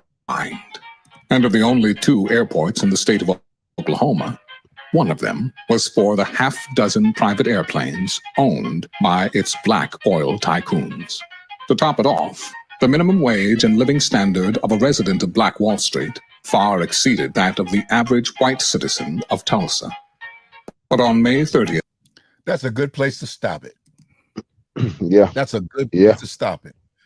The minimum wage exceeded a white citizen. So why wouldn't they be mad? Why would we are segregated, Dredd. We can't go all over town. We can't work all over town. We can't do anything all over town. Just in our district, we making more money than y'all can make, and y'all can walk anywhere on this state soil. We can only be in this area and do our business. So why wouldn't they be angry? We work from can't see to can't see. Like and hell, we probably invented the 24-hour work cycle. I believe we did that. So think about the nightlife. Yes. The pool halls. Think about that. Like, we probably invented all of that. Like, made it normal to where we got, nightlife, work all day, can't see, nighttime, you got the nightlife, and then, you back to, so it's basically like it's 24 hours nonstop around the clock. And then you see, what it turns into. And then like the churches, print and press, school district, like, war veterans, because we didn't even mention the war veterans yet. Right. See, people didn't really get why it was so essential for Tulsa, Greenwood. I didn't, but now I totally understand. This truly was actually a blueprint for America. Yeah. This was literally, he said school district. He didn't say school. He said school district. He didn't say a doctor's office. We had our own hospital. We had a world-renowned surgeon. Yeah. So we don't need your shit for any reason at all. We got it. We got it over here. We work over here. We get injured over here. We get cared for over here. We heal over here. We don't have to go outside of that. So they get none of that bread. And they say it was 60 communities. You think he said, but Greenwood was the jewel, so you think everybody don't come Period. And go? Period. That's why you come. That's why you come. I bet you Greenwood was a vacation spot. People would probably go to Greenwood just like they go to Orlando now. Exactly. Just like people break their neck to go to Atlanta, and they would go to Greenwood. Right. Atlanta was a mecca in the 80s and the 90s. We go in there, solve all your problems. Just move to Atlanta. No, you solve your problems by moving to Greenwood because you got something waiting for you in Greenwood. Thanks. People went down to Atlanta and didn't have a plan. But all you had to do was get to Greenwood. Oh, you ain't from around here. Yeah, I just came here from Detroit. Oh, what you do? I'm looking for work. Couldn't find nothing out that way. Oh, okay. Well, so-and-so, I know so-and-so down the way. He looking for somebody. Can you do this? Well, I can do anything. That's probably where the conversations would start. And that's like the devil in the blue dress, like that kind of conversation. And actually, to all our filmmakers, somebody need to create something like that. Not saying devil in the blue dress, but based off the storyline. And it don't got to be. And we can basically, it could be dramatized the way that we need it for it to be. Not like, because I won't lie. It's been a long time over. Let's say these past let's say 5 years plus. Black Wall Street, Black Wall Street, Black Wall Street. How many of y'all been to Black Wall Street? Period. How many of you been down now? Now, what about your hometown? What about your hometown? What about the next town over or the blackest city? Not Atlanta, but let's just say like mid-sized city. When the last time you been to one of the smaller cities or the mid-sized cities just to check it out? Right. Instead of getting on the internet and then parroting Black Wall Street, Black Right. Wall Street. Like we had Black Bottom here, and Black Bottom was torn out for a freeway system, and now what sits on Black Bottom is either a free part of the freeway system and athletic facilities. Right. You know, this where the Lions and the Tigers play and stuff like that. You know, and then you got the freeway system that came through it. You know, but it wasn't nearly as expansive as Greenwood, but we could have had 10 movies made about Black Bottom by now, but nobody wants to talk about it because it's not there. But that's what movie houses are for. At one time, you know, our governor killed it. The movie industry was coming here and making all kinds of movies here in Michigan. And then the industry, that the last governor that we had, he killed it all. They was coming here because they was getting major tax breaks. Right then, somebody should have made a movie about Black Bottom. I didn't know. Everybody want to make hood flicks. Everybody want to make the dope dealer flicks, and now the big thing is the BMF story. So now all the Tubi movies is making some type of spinoff, you know, from me and Terry's life story. I'm like, can we get above just doing the dope movies? I mean, I ain't gonna lie, I pretty much seen every gangster flick there is out there. I done pretty much seen every blaxploitation flick there is out there. I get it. I've tried. I can't lie. I've tried to catch every blaxploitation movie. I've tried to catch every gangster movie, all the classics. Yeah. But we don't have any. We don't have any Freeman patriotic movies based off the content that we always cover, the spaces and the lives that we be on. We don't have it. It need to be fixed a certain way. Let's just go ahead and just tap into Baz Reeves. With you know, we got to do it. They can't do it. Basically, we got to do it. They can't do it. You know, I thought we was on to something with Mario Van Peebles when he did Posse. When he did Posse, I thought that was too. I thought that was going to start a situation where people wanted to start to make movies like that. But we reeled back and started doing all the other stuff. I love the way he graduated from New Jack City and went to Posse. See, people didn't understand that you gotta evolve. Hell, like Spike Lee. Spike Lee, he made a certain kind of movie because he was only trying to entertain a certain kind of moviegoer. Right. But I now say, and I said for years, I felt like She's Gotta Have It was his best. Then I felt like Do the Right Thing was his best. But now I think Inside Man is his best movie. I still love Malcolm X. I love Malcolm X. But Inside Man, that was Spike, man. People don't even give credit. They don't even give credit to Spike on that movie. That's funny because I agree with that. I agree with that. That's funny. You know, he went outside of himself on that, man. He went outside of himself. He still had the image with the, you know, he put the dude on the person and he move him forward in the camera. Yeah, that's a Spike thing. That's how you know it's Spike's movie. But he evolved, man. And we've got to do that on that entertainment situation. If that's what we're going to do to tell our stories the right way, we've got to evolve past always wanting it to be some type of shoot 'em up gangster flick, dope flick. You know, now we don't get into, you know, I don't even really talk about the whole music industry because where that's at now, it's just ridiculous. But you know, it is where it is. But you know, shout out to my brother Williams. We was just talking about you a little bit, you know, a little earlier as we was talking about that Palestine Israel thing. Shout out to, and what did Black Seas say here? Those folks also wanted the natural resources on that land they took from the black folks in Tulsa. Oil. This is not talked about as often. We mentioned oil a little bit. But you're right. I didn't realize just how fruitful the soil itself was, Dredd. Right. I mean, I just didn't know. I didn't realize that they not only wanted them people up out of there because they weren't patronizing their businesses, so they was leaking. They really wanted that land. I need, and your legs is on it. So I need your legs. I need at least one of them. I need it. I need it. I need it. And I need it. that's the way I look at it. So at the end, when I go to sleep with one extra leg, and you go to sleep with one less leg. Right. And you know how tough it is to walk on one leg. Yeah, you gotta hop everywhere. You gotta hop everywhere. You're using twice as much energy with half the balance. Right.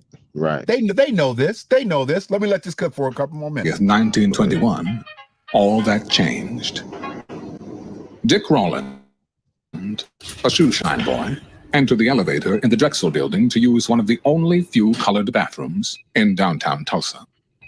On the top floor, Sarah Page, a 17-year-old, a white elevator operator, began operating the elevator when it lurched, causing Rowland to stumble. He bumped into Sarah, and she screamed. Rowland, knowing what Frederick Douglass had penned as the truth with regards to the treatment of black men in America, to be accused was to be convicted, and to be convicted was to be punished. In this case, punishment, when it came to the accusations of a white woman, meant death, and knowing her scream was a likely death sentence. Young Rowland ran away. He was later seized and apprehended with the intent of being lynched. Word of a black man raping a defenseless white girl spread throughout the Tulsa area. Dozens and then hundreds. I mean, As if we don't know. That's an accusation. That's basically your death certificate. As if how many times we like raping somebody in the elevator car? Come on, man. Come on, man. Come on. In the middle of the day, middle of the work shift. Rape somebody in the elevator car. Come on, man. She screamed. He ran. But when they get to her, she's not disheveled. Her clothes aren't torn. She ain't got no bruises on her. They made up a flat out lie. Yeah. They made up a flat out lie. What'd you say there? Said Glory was the last thorough Friedman movie, in my opinion. Glory. See, movies like that are timepieces. They're timepieces. You can't keep making glories. And you notice that they didn't give Denzel the Oscar for Glory. They waited for what? Training Day? Yeah. They waited till he had to be a low down, dirty SOB to give him the. I mean, I thought he should have got it from Malcolm. Hell, I thought he should have got it from Devil in a Blue Dress. Same here. Glory was Glory was good, but I like Posse. I watched Posse like 5 times this year. No lie. Come on, man. No lie. Come on, man. 5 times this year. Look who they put in that movie. Now, wasn't Tone Loc in that movie too? Tone Loc, Big Daddy Kane. Yeah. I mean, they Debo. They put Debo in now. They put I can't even think of the name of Papa Joe and Carl Winslow and it was basically star-studded, but maybe it was star-studded. I'm gonna say it was star-studded in my opinion because all of them faces I remember and they're familiar in the timepiece that they're touching on. Right. It made it more so like it's fiction, but it had a lot of fact mixed in it, and it deals with what we speaking on. It deals with that. What the name was the other town, Freemanville. Yeah. Come on. We need more of them type of situations. So it don't gotta be all tear jerker. It don't gotta be all that, but we gotta at least get into some of this stuff. Dude, it's so crazy. Every now and then I'm just like, I want to watch something. I don't know what I want to watch. I'll just watch Rosewood. Rosewood is a good one. Rosewood is a ridiculous movie. And you know that they did because obviously all these movies are dramatized, for entertainment purposes. There's so much of all these stories because that could be looked at as almost like the Tulsa story where they said a black man raped a white woman and it was really the white dude who actually didn't even rape her. He was taking it willingly. He just ended up beating her up.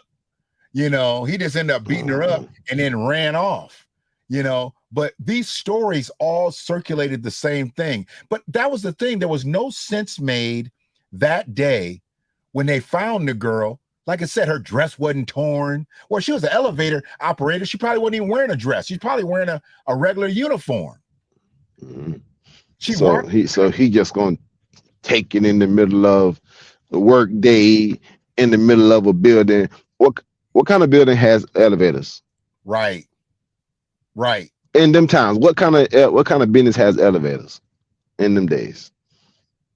And It got to be a building of some significance. total. So it's busy.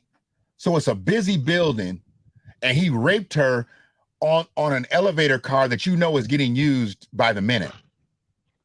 Facts. Got out, got his clothes back on. She got up, got her clothes back on, and now y'all talking rape. It just didn't even make sense from day one. Make no sense. And I've always said bigotry and racism, it's never gonna make no sense, bro.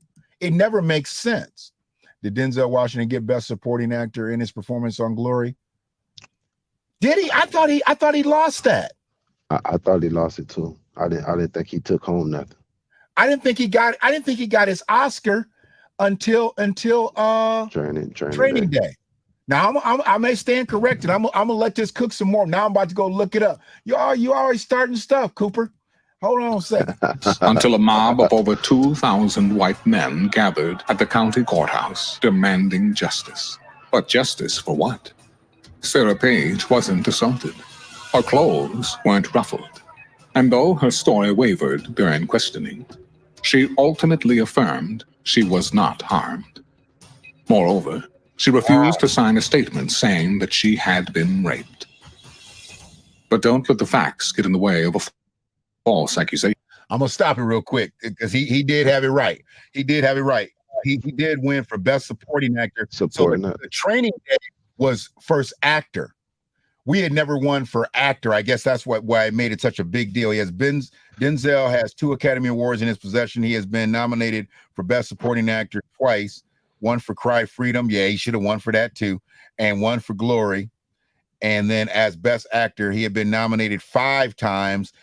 Malcolm X, Hurricane, Training Day, Flight, Fences, and Roman J. And he won for Training Day. So yeah, Cooper ain't wrong about too much. He ain't wrong about too much. Shout out to Cooper. Shout out to Cooper. He know I don't call him Iron Physique. I ain't calling no man Iron Physique. So I have to call him by his government name. Of a black man and I'm going to call you Iron. In his place. Yeah, Iron. At the end of a rope. This is crazy. The Tulsa Tribune reported. A Negro assaults a white girl. And later. To lynch Negro tonight. With no basis in fact for the allegations of rape, the mob persisted in their demand for justice of a white girl who emphatically stated that no injustice had been done. Walter White of the New York Evening Post wrote, Chief of Police John A. Gustafson, Sheriff McCullough, Mayor T.D. Evans, and a number of reputable citizens, among them prominent oil operator, all declared the girl had not been molested, that no attempt at criminal assault had been made. Victor F. Barnett, managing editor of the Tribune, stated that his paper had since learned that the original story that the girl's face was scratched and her clothes torn was untrue. And there you have it. Fake news. But the damage had already been done, and the wheels were set in motion. Armed black World War I veterans were among the less than 100 members of the Greenwood community who came to prevent another lynching of a black man, as thousands had been lynched since the generation of Reconstruction. A verbal confrontation led to a shot being fired, triggering what would soon become the most bloody racial conflict in American history.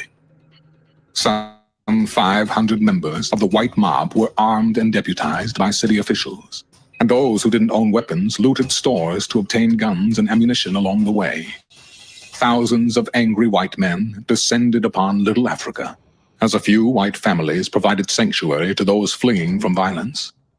Over the course of 24 hours, the mob looted, murdered, and razed the wealthiest black city in America to the ground. I mean, it was a lie. and they knew it was Yeah. a lie before they actually got started, bro. They had their eyes on that city. They had their eyes on laying siege to that city.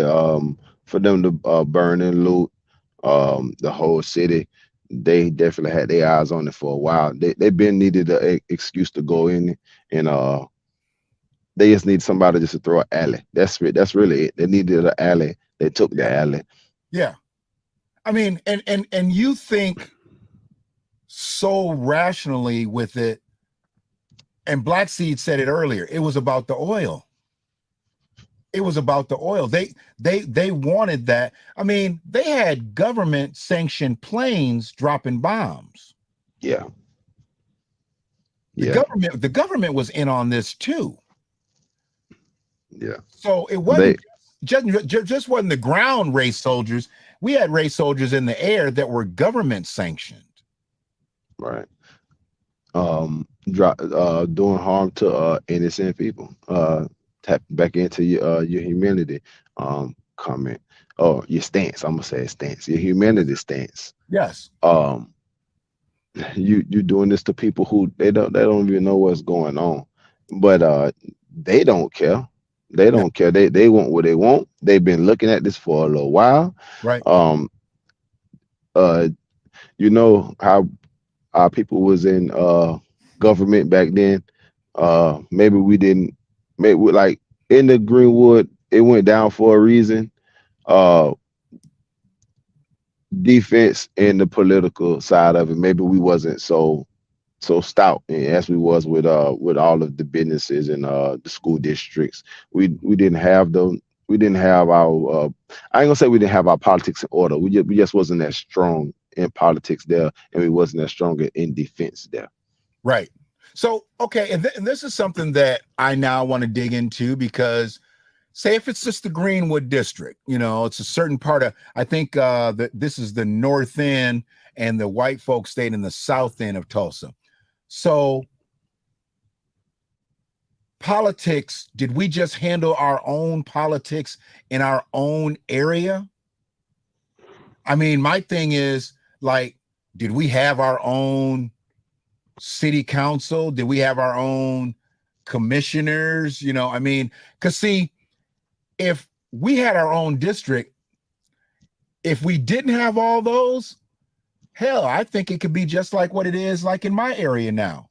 In my area, there's not a lot of Asian politicians. There's not a lot of Spanish-speaking politicians, but they still got access. There's not a lot of Arabic or Islamic politicians, but they got a lot of pull around this area, and they make a lot of bread around this area. I've delivered in up in Ann Arbor, Detroit. I done delivered all around Yeah, that region. Right, I done delivered in that area plenty of yeah. times. So you got to understand, they don't get in politics, but what they do, they take care of their own people. The Right. people that are here, they absolutely take care of they make sure their people. That's what's so wild. Now I can drive around here now and I'll see women with hijabs on, holding up signs talking about, they need food. Because even their people ain't getting it like they were getting it. Now, some of them are hustling, but for the most part, you're going to see some people of different ethnicities on these corners with their hand out, where you wouldn't have seen that years back. But they also got an access to where we don't. Because some of them same people is riding in the 3 and the 4 and the 5-star hotels around here, and they're illegal. But because we're a sanctuary-like territory, they give them that access. And I let people know, I'm like, you're going to fight for right, or you're going to fight for wrong. And when you're fighting for wrong, that's your business. But when you're not fighting it at all, I really ain't got nothing to say to you. Somebody come over here and drop down off of a plane and walks right into a hotel, and they start living better than you in 30 minutes. Why wouldn't you be fighting for restorative justice? They getting all the deal. You definitely got to. Yeah. You definitely got to. You people come over here from other places, and it's like you did not have that at home. You came here for a better life. You are stepping over people here when you get here, if the roles were reversed and the shoe was on the other foot, you would chase, burn, and run these people out of town. Right. You would Right. chase, burn, and run these people out of town. Whereas we're going about it a different fashion. We're trying to deal with, put pressure on the right politicians, and that's part of the reason why we have to grow our own. Mm-hmm. To I mean, put the more ones that are pressure in on play that. now, they're compromised. The ones that are in play, we have to look at them Yeah. basically as compromised. And why Yeah. we're still trying to reason with people who have actually done nothing for us. And they do, and it's a tradition now to not do anything for us. Yes, it is. They know that we're going to vote blue no matter who. So we're locked in. And why are y'all gonna vote for the Republicans? So they scare the black people who think about deviating from the Democratic Party. Well, Republicans aren't gonna do anything for you. Okay, so you're not gonna do nothing. They're not gonna do nothing. So you got people that sit out. Only 40% of the people in this country vote in the presidential election, Dredd. 40%. Right. 60% stay at home. Right. People. One thing that I do like. And I make a joke of it, but I'll be like, well, Obama, he definitely did something for me. He woke me up to politics. I can't lie. He woke me up fully to politics. Like, hold on. I think when Obama first, I ain't gonna lie, I think I was 20 when Obama first went into office. I swear, I think I was like 20. Like that was my first time voting ever, going down to vote. And you felt good about it, dog. You felt good about voting for the black man. Did his 2 terms. And but one thing I was, a lot of people say that Obama was bad. Yeah, we can critique his work. We can critique his body of work. But what he did is wake a lot of us up to it. Like people who this was our first time. That was my first time ever voting. Ever. Right. It was during his time. So it's like, well, what he did do, he woke me up to it. And I know I ain't the only one that woke up to it. And the thing was with me, I voted proud and strong twice for him. I was in the midst of that industry where transportation went from taxis to Uber. Right. And I had Uber and Lyft downloaded on my phone on my last taxi rides. And they were just starting to take meters out of taxis. So you didn't need a hack's license no more. You didn't actually have to have no real decorum about being a cab driver. Anybody could drive somebody. And they call it ride sharing. It went from being a taxi driver to ride sharing. So the game once again in America got watered down. Yeah. It got watered down. The game had been strong. You had people that had put their kids through medical school, being taxi drivers, being limousine drivers, being bus drivers. Facts. All of a sudden, now the game is raggedy. Any fool with a Toyota Corolla can stuff 3 people in the back of it and he can get money just like this guy. No. It takes something, man. It takes something to be somebody's chauffeur or driver, whatever you want to call him. It takes something, not just getting them back to and fro. You got to talk about timeliness. You got to talk about your car being clean. You got to talk about, hey, the dude has got that mouthpiece gonna get a better tip too. Yeah. You got to know when to talk. You got to know when to shut up. You got to know as soon as you hit that part, you got to be jumping out to get that door. Right. But and those type of things make a person feel special too. Like that's one thing that we need back in our community. We need service. Of course, when the opening scene of what you call it?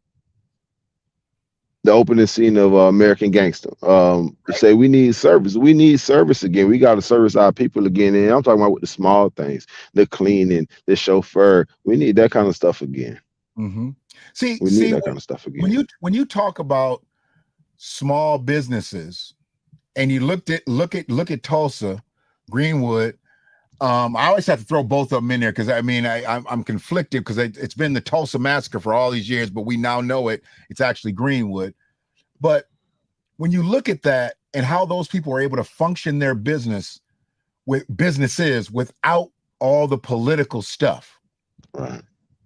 And you had to know that they had somebody going to the table at some point in the halls of justice. There was had to be some type of political representative. But in reality, they represented themselves.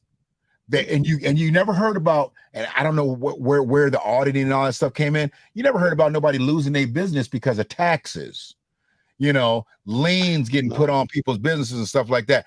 Once again, because that's everybody took care of everybody. Right.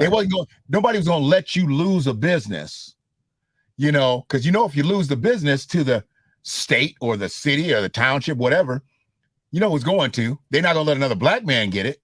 Right. Remember in Rosewood when the man was behind on his payment for his land, and who the store owner was like, I want that land. He wanted his land. He didn't care.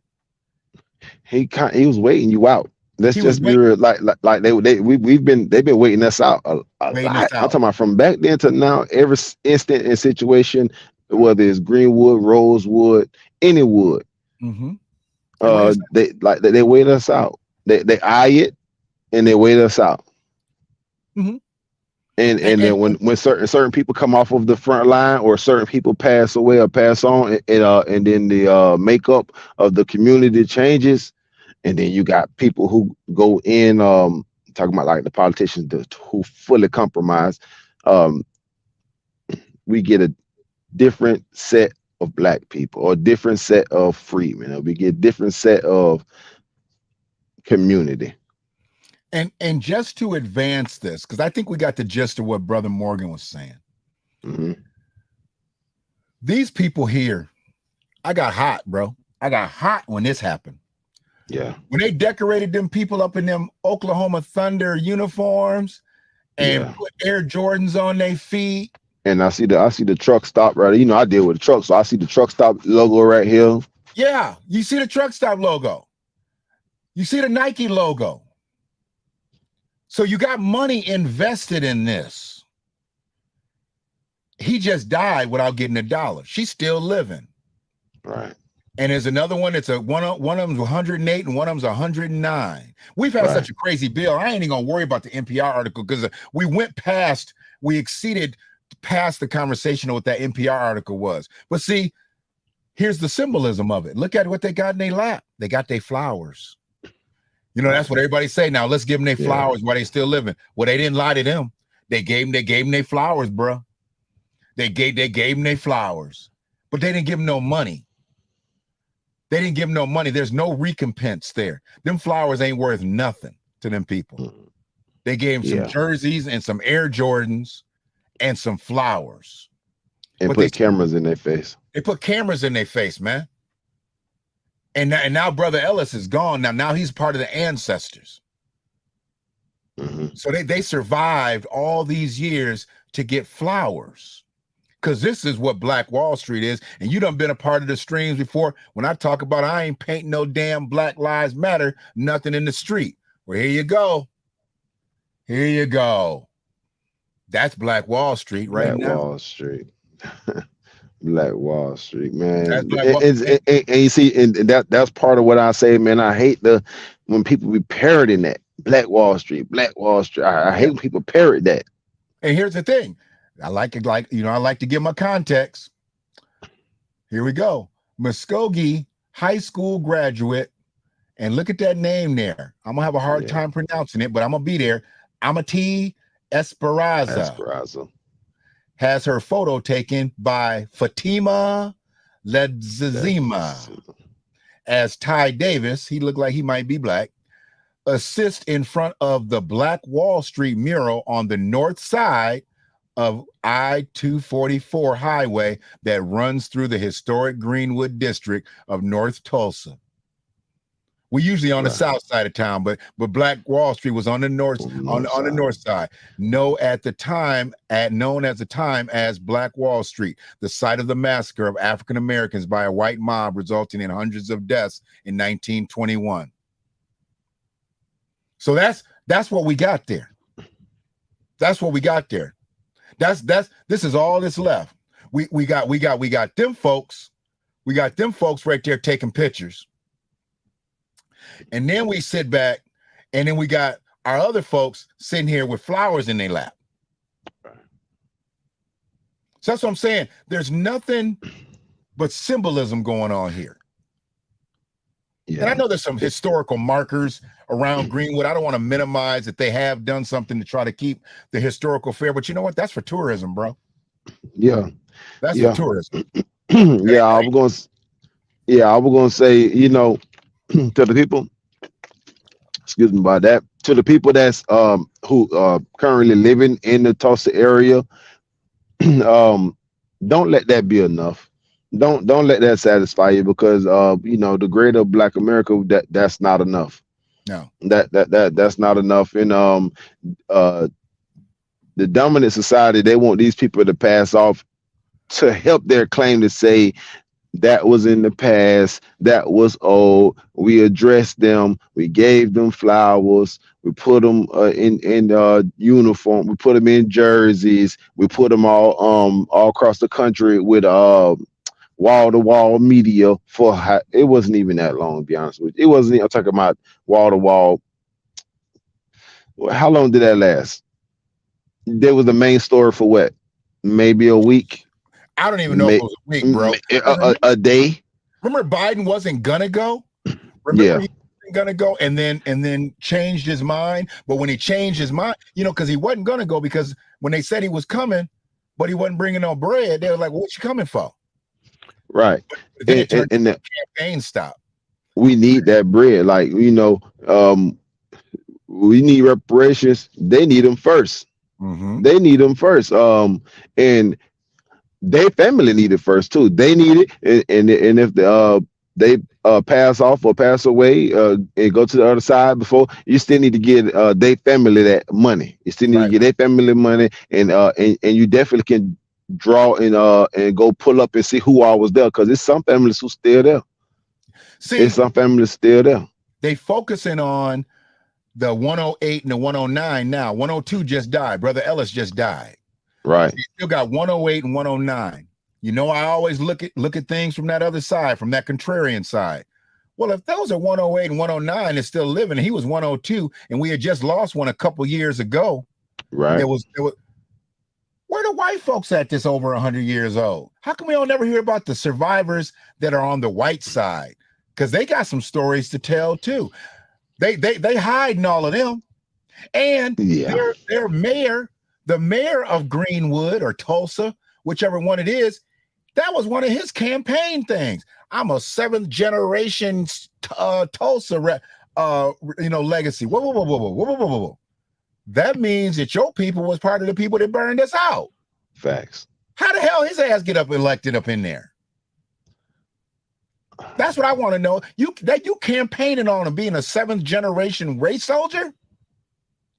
Yeah. And proud of it. And that's the reason why they passed the bill the way that they did, the critical race theory. Basically, it's like this. We giving the survivors, we give you flowers, and then we give them, the dominant society, we give them the bill. Yeah. So that way we can't really delve into it in public schools or that kind of stuff right there. So now we can just go and just take pictures and then just throw that in with Juneteenth, throw that in with Black History Month, and this just be a temporary talking point, because that's really what they want to minimize it down to, just being temporary. We just talk about it for now, and then we're gonna talk about it 12 months later. Right. I mean, to know that people actually stopped their lives, on the day that George Floyd was deleted. Y'all really laying in the street? Y'all laying in the street? Now, it took one person to lay in the street for y'all all to lay in the street. Now y'all doing it every year. Now it's become a celebration. That's a celebration to me. You're not commemorating anything. You're celebrating something. Then not taking you serious. Nobody's taking you serious when you do that. You're supposed to be angry. The day that George Floyd died should be commemorated by everybody staying in their shit, not buying nothing. Right. George Floyd was supposed to be what he good at a deli trying to buy a sandwich with a fake $20 bill. They still ain't produced a fake $20 bill. No, we don't buy nothing that day. Right. Everybody stay at home that day. See what America does if 40 million black folks stay at home, don't buy shit. It's so much like the way one of the, when me and you was talking, one of the views that came to my mind is like, okay, yesterday, tomorrow, in the future. Okay. We all know the dominant society want them to go ahead and pass away, so that way that they can do with the story what they will.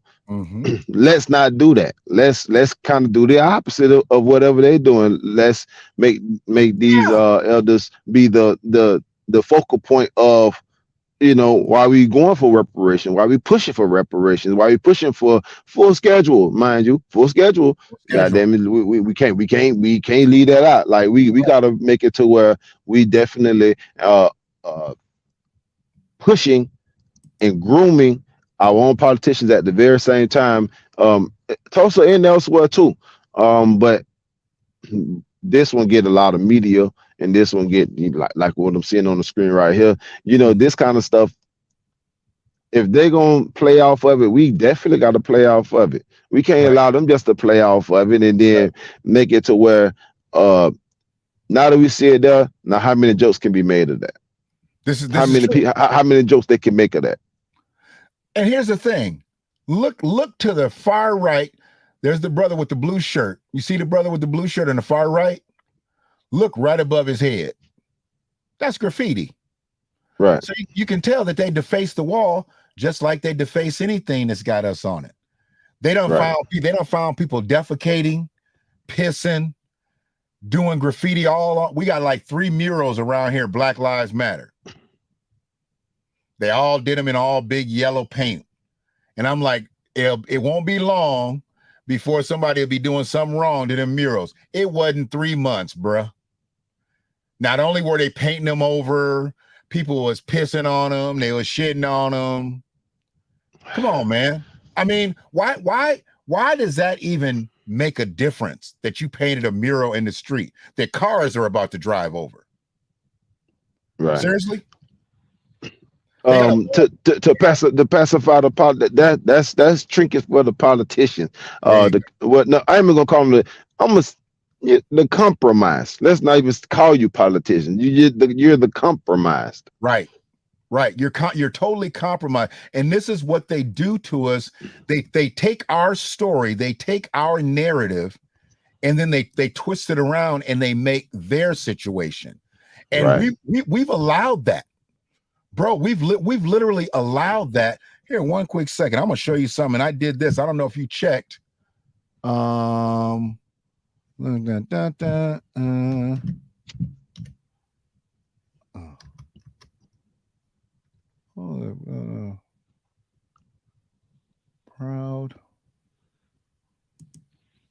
Hold on a second. Let's see.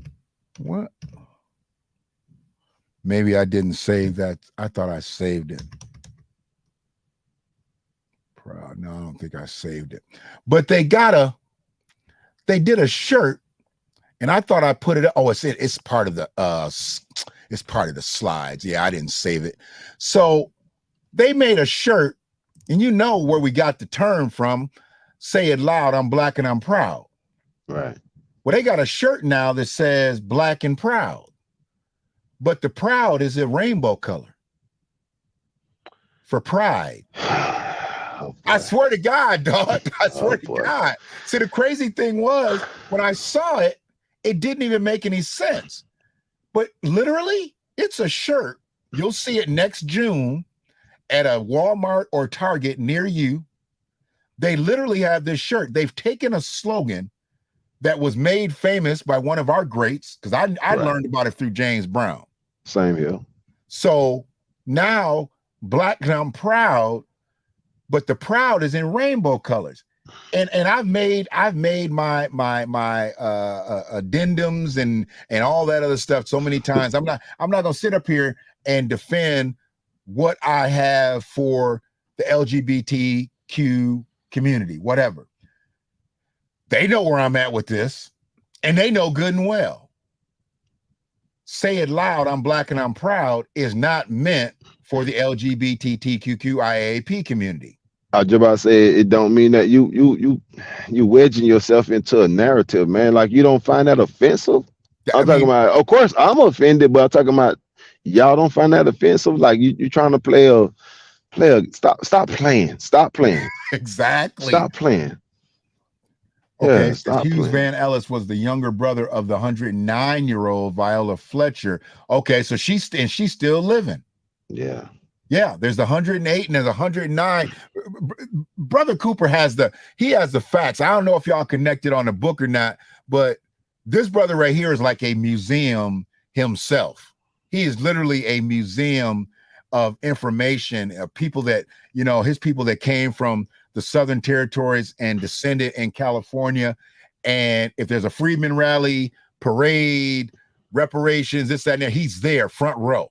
I'm actually kind of jealous now. I don't get jealous of too many men. but I'm kind of jealous of him, dog. He walking out the last reparations thing and walked right by Stevie Wonder.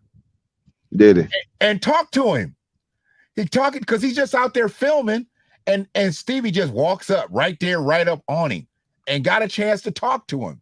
So it was crazy to see that whole scenario, unfold, because he's either filming or taking pictures or, all kinds of stuff. And it was just something that happened so organically.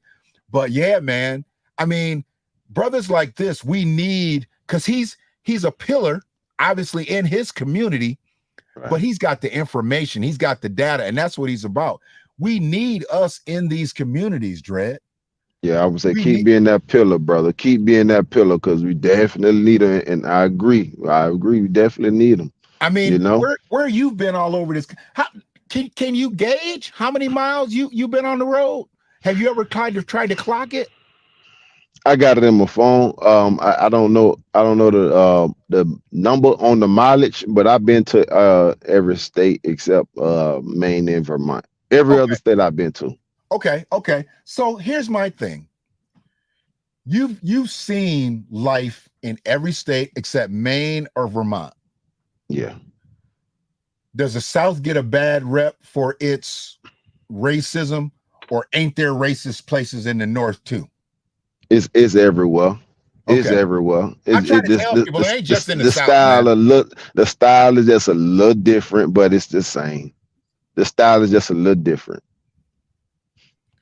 And because you can maneuver and you got the mouthpiece, see, this is what a lot of us lack. And I think this is where we come into conflict, because we really don't know how to maneuver. You got the ear now.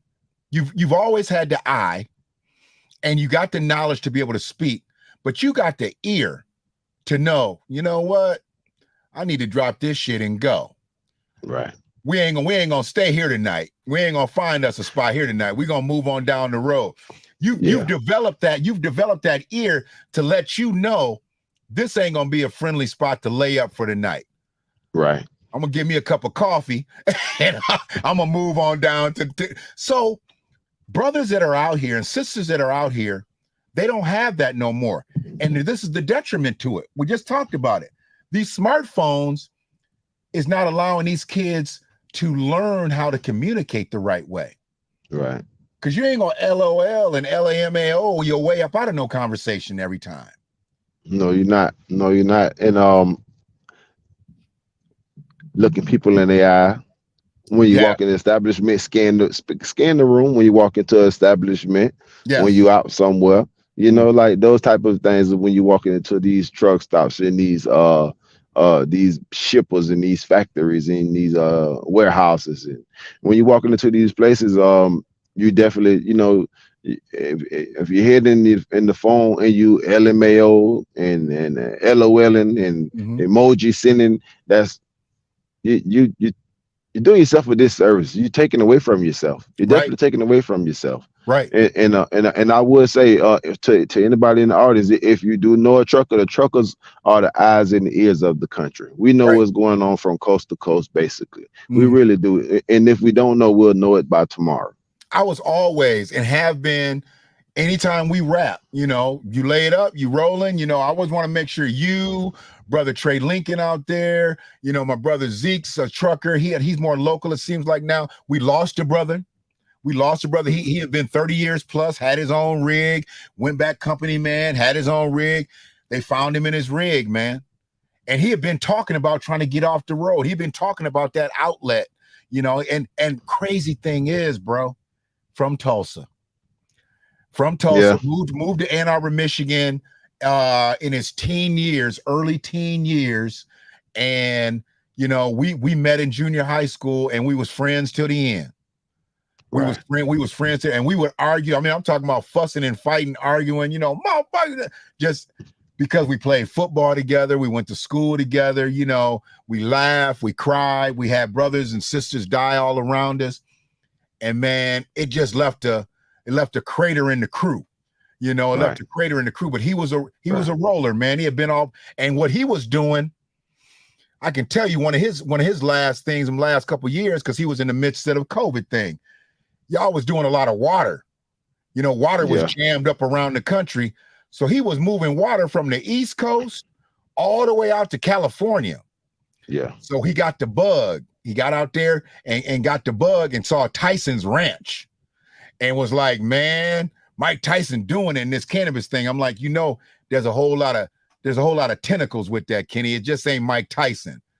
Somebody propped him up. Yeah, I was like, Mike Tyson is a brand now. I was like, so don't just think that Mike just said, I don't want to box no more. I want to get in the weed game.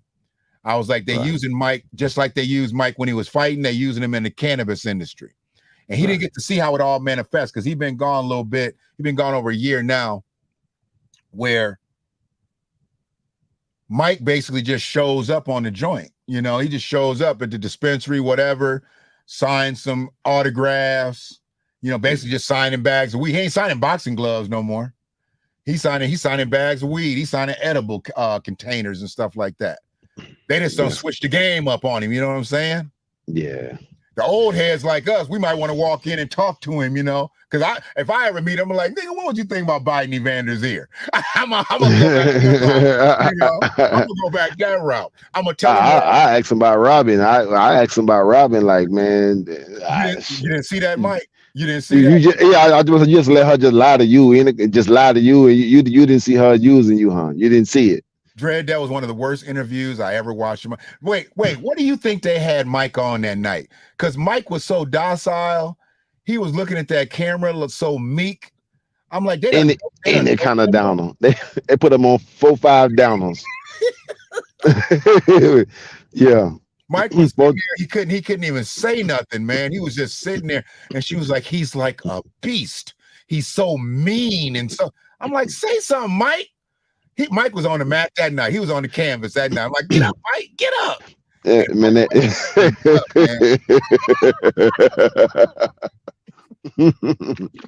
Get up, Mike. And Mike couldn't get up, man. Mike couldn't get up. Nah, Mike couldn't get up. And I think that, unfortunately, that was, everybody's got their Achilles heel, Dread. Everybody got their Achilles heel. And I think because Mike was, back in the day, was little ugly Mike. Yeah. And once Mike got that belt and got them millions, Mike got fined. Mike got fined, and Mike got his first taste of real cake. Yeah. When he got his first taste of real cake out there, I mean, he got addicted to it, man. Yeah. I think he got addicted to it. And I think because, he had women throwing themselves at him. He had women and there was all types of holes in that chick's story that said he raped her, man. There was all types, but she got the bag. She got the bag. I think Mike got it. I think he got. I don't think he took it. I think he got it. And I think Mike rolled over and said, "Get the fuck out of my hotel room." Yeah, I was about to say, yeah, Mike probably was ruthless and cutthroat and aggressive and hella aggressive with it. It just made her just go the other direction with it. You saw they was all smiling and giggling, so they had built a rapport earlier in the day. Mike had his eyes on her earlier in the day. Right. And all of a sudden, she was with it. And I just think Mike was like, get out of here. I'm done. Yeah. he, you know, Throw me a hot rag on the way out. I'm out of here. yeah, You know what I mean? yeah. Who do you think you are? Type of vibe, and then she, all right, I'm gonna get you back, and I Right. got you. Yeah. I mean, you know, and she obviously had the goods. She had the DNA. She had the whatever, bam, bam, bam, to prove that they had been together. But you never heard about, you know, like, you know, she wasn't like she was tore up. Wasn't like she had no bruises or nothing like that. Now, you got the most, at that time, the most violent person in the world. There wasn't nobody more violent than, but all only thing that they might be able to catch a bruise on is your lower region. And that's just because he flat out beat that up. That's what I was saying. He was extra aggressive with him. He was extra aggressive with him. I think that's how they him Mamba up. They, you know, that's how they him Mamba up. You know, that was the way that girl had multiple DNA in her. I don't believe nothing. After I found out that, I don't believe nothing. I'm like, dog, she had it was in her drawers, it was in her, it was like everywhere. I'm like, come on, man. No, I don't believe that. Once I found out that, no, I don't believe that. And we can really break this conversation off. How did they get away with that? Because now they're saying that Dick Rowland raped the girl. Where? I mean, we know DNA wasn't obviously nowhere near, but y'all didn't have no fluids. Y'all didn't have no bruising. Y'all didn't have her clothes torn. Because that's what caused this, man. They said he raped her. What building was this elevator in? Right. What type of building was this elevator in? Right. You don't just put elevators in regular buildings, especially during them times. That was a building of significance. And here's the thing. What building was that elevator in? It's not elevators up to date where it's all closed off. Those elevators generally were just gates. Yeah. So you can see everything going up the floor. So he took a chance of raping somebody in not only broad daylight, but plain sight. And he was able to get on, get in, get off, and get out. Get his clothes back on. She got her clothes back on. Come on, man. Yeah, no, not at all. They wanted what they wanted, and they just needed any excuse. They needed any excuse. And I forgot what her name is. I much respect to her because she said all along he didn't do nothing to her. At first, she didn't say anything, and I think that was because they was probably suppressing her voice. Right. But when she was allowed to actually make a statement, she said he had not assaulted her.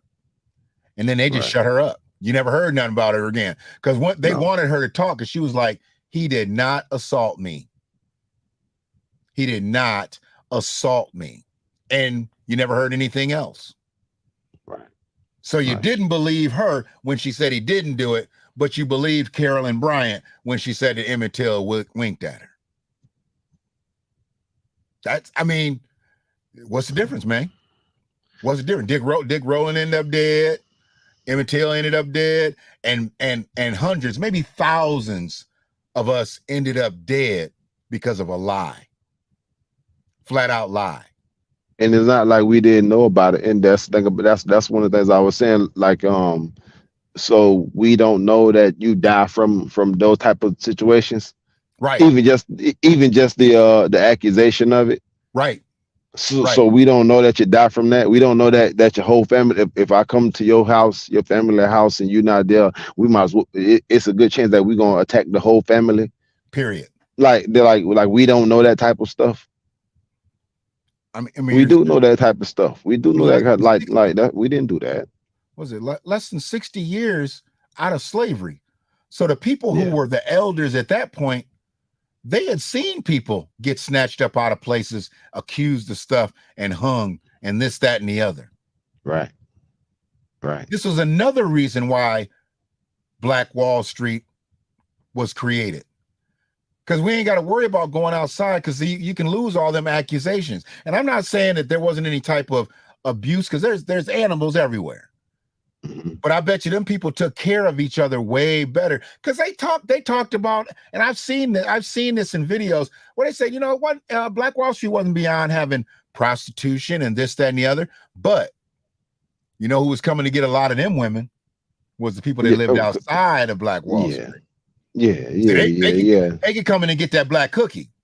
That yeah, that was a thing. That was definitely a thing. Like that was definitely a thing that was going on. Like we know, but we don't know. We know for a Right, fact, but we don't know. You know, right, right. it's a we need Greenwood back for everything. We do need Greenwood back, but I think Freeman he and said Freeman gotta the work. green book. I think he said the green We book. need the green. We need the green book. We need the green book back for everything. We do Would need the that green help book you? back Would for that help the everything. truckers? Would that help the truckers if there was like a green? Absolutely. Oh, absolutely. Like, because like I said, when you get off in these areas, like we want to go to the best spot. Now, suppose quote unquote there was a there was a one of them spots. Let's say a Greenwood truck stop Right, out in the Tulsa area. right, All of us going now. right, All of us stopping through. All of us stopping now. right. Let's say it was a Greenwood in Birmingham or a Greenwood truck stop in Atlanta or Greenwood anywhere. If you put that kind of thing there, we all coming as truckers. We coming, and to be honest with you, a little off topic, but not off topic. It's more so the same thing. But this all You the got topic. you got, huh? I said this all the topic. Do your thing. Yeah. It's still on topic. You know how we got other people who out here right now. They asking for us to do the reverse migration thing. Well, if you don't provide the services for the truckers who go everywhere, Mhm. we need hotels to stay in once we in town, and we need truck stops to stay in while we in town. The hotels is for when we bring our family, and the truck stops is for us. Like Right, it's basically it's going to be service. right. We definitely need the green book back, but when you got Freeman and Freeman working together, it'll work. Like the way Tulsa came together or Greenwood came together. It was from the Freeman tracts of land that Mhm, we was able to build on. We mhm, kind of need that now. We need kind of mhm. the same thing now. Of course, it's going to be a little different, but Right, in principle, it's the same. right, We gotta work. We gotta work together. And I don't mean everybody when I say that. Hell no. right, I right. don't mean everybody. I'm talking about all of us who definitely carry certain sentiments. Hmm. I Hmm. put it that way. Right. I got you. Enough of us who carry certain sentiments can actually make this thing work again. And Hmm. it's gonna start out small. It really is gonna start out small, but it's gonna grow. It's gonna Right. grow and it's gonna grow. That's how that go. I don't believe that we've really hit our peak because we've never really had everybody in sync. You get these individuals, you get these small groups, and then it just kind of blows up. We never get to the point where we've got a whole collective really working. And if we focused, I was in a space before when Black Sea was saying he didn't know I was going live because I was in a Twitter space and they were talking about reparations by the numbers, like talking about different things. One of the things that I think we really need to focus on is going at on a federal level, going at the railroad industry, going Facts. at the insurance industry, and going at the financial industry. Those three Facts. entities right there were major in slavery. Right. And if we can take some bread out of those three industries right there and start having that go towards our people, now we're talking about getting things on a substantive level. Dude, you know enough about the trucking industry. I'm not trying to put you in this frame, but you know enough about the trucking industry. Just in your sector, I bet you could build 10 truckers, 20 truckers if you had the resources. Yeah. If you had to right down the street here is a truck driving school. And just 2 blocks over is where they do their little parking and back in. You know where that's at? That's at a high school. Isn't. And then what if we had our land? What if we had our own land? Right. And you taught all of that stuff right there, a truck driving school. But you don't just do the truck driving school, you do the mechanics of it all too. Yeah. Yeah. You That would be rope us into just being a driver. No. I want to be able to take this whole thing apart and put it back together. That's how our ancestors learned how to do shit. Exactly. I say, and if we is and was to do that, oh man, this thing, oh man, Oh man, this thing will definitely it'll tumble. It'll snowball and snowball. Man. We breaking trucks down. We schooling you. We educating you. You know what it's gonna go to next? Airplanes again. There you go. Again. I know you've listened to Pharaoh when he talks about how we do all this talking about what we got, but how come we ain't never built no car? But see, the thing is, we did build a car. They just didn't support the brother. Right. They didn't support. What about a motorcycle? What about a motorcycle?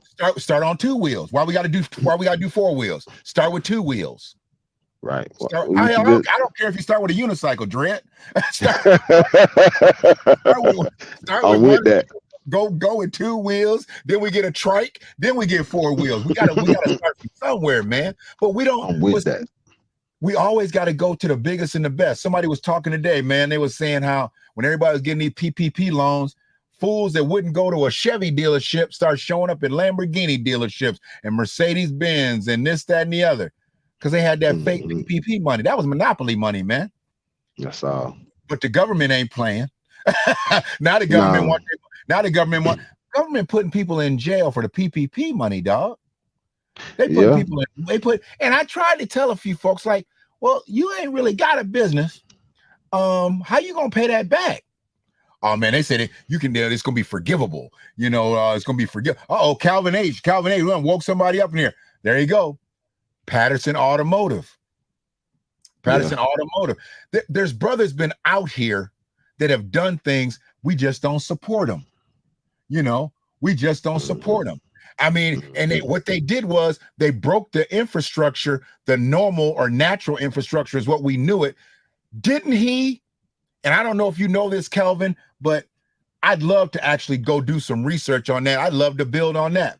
Like one of them cats that tried to build a car, and it could be him, worked with one of the big 3. Like he started with Ford or the people at GM or the Dodge brothers.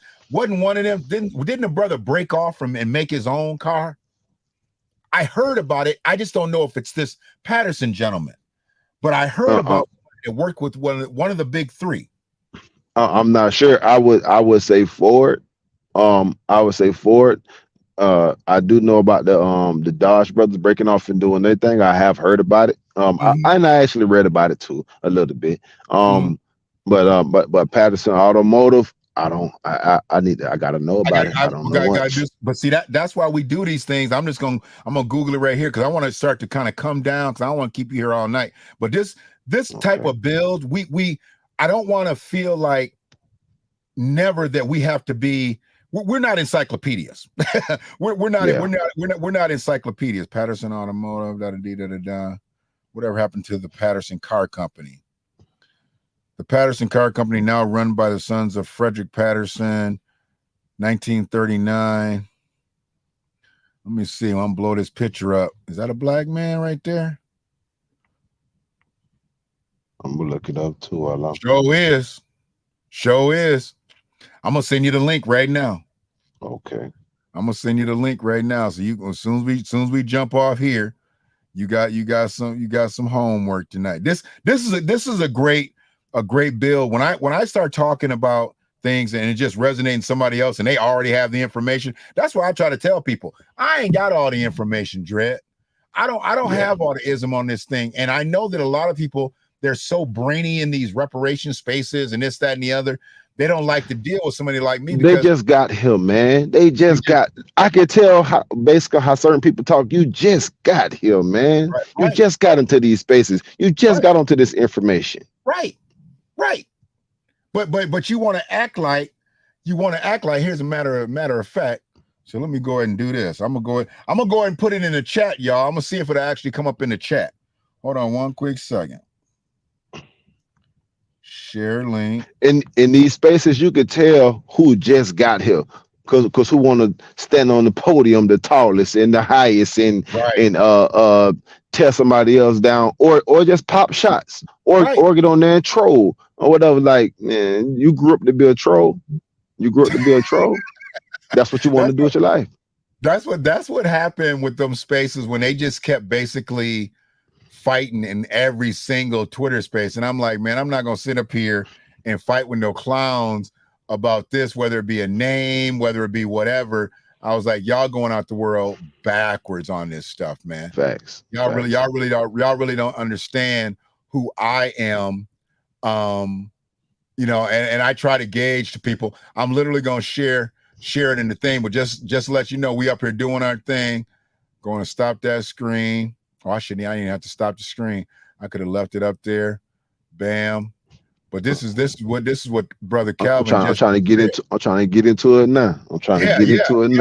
I mean, it's so crazy for him to come in here and say that. This is where we need to build. I try to make my spaces to the point where if I can't teach you something, I don't want to be the smartest person on my stream. I want somebody else to come up here, and have some knowledge as well. The only African American car company, automotive company. Yeah. Yeah. I mean, this is going to be a great read for me, and I'm gonna dig deep into it because I really want to find out like where he started and how it all. Ford. Let's see. No. I jumped the gun. Okay, one such company, Senior Patterson of Greenfield, Ohio. So he was in Ohio. Okay. He had to start working with somebody. I'm gonna find it all out. But yeah, what I'm gonna do is I'm gonna share the link in the chat so y'all can get y'all homework on too. Copy link. And the dovetail off what Pharaoh said when it come down to we need our own something, whether it's a phone or a computer or a game console. And I always like to say the motorcycle. It's two wheels, man. Two wheels. Here's the thing. Why wouldn't we have that when we know that everything we put together, they come get?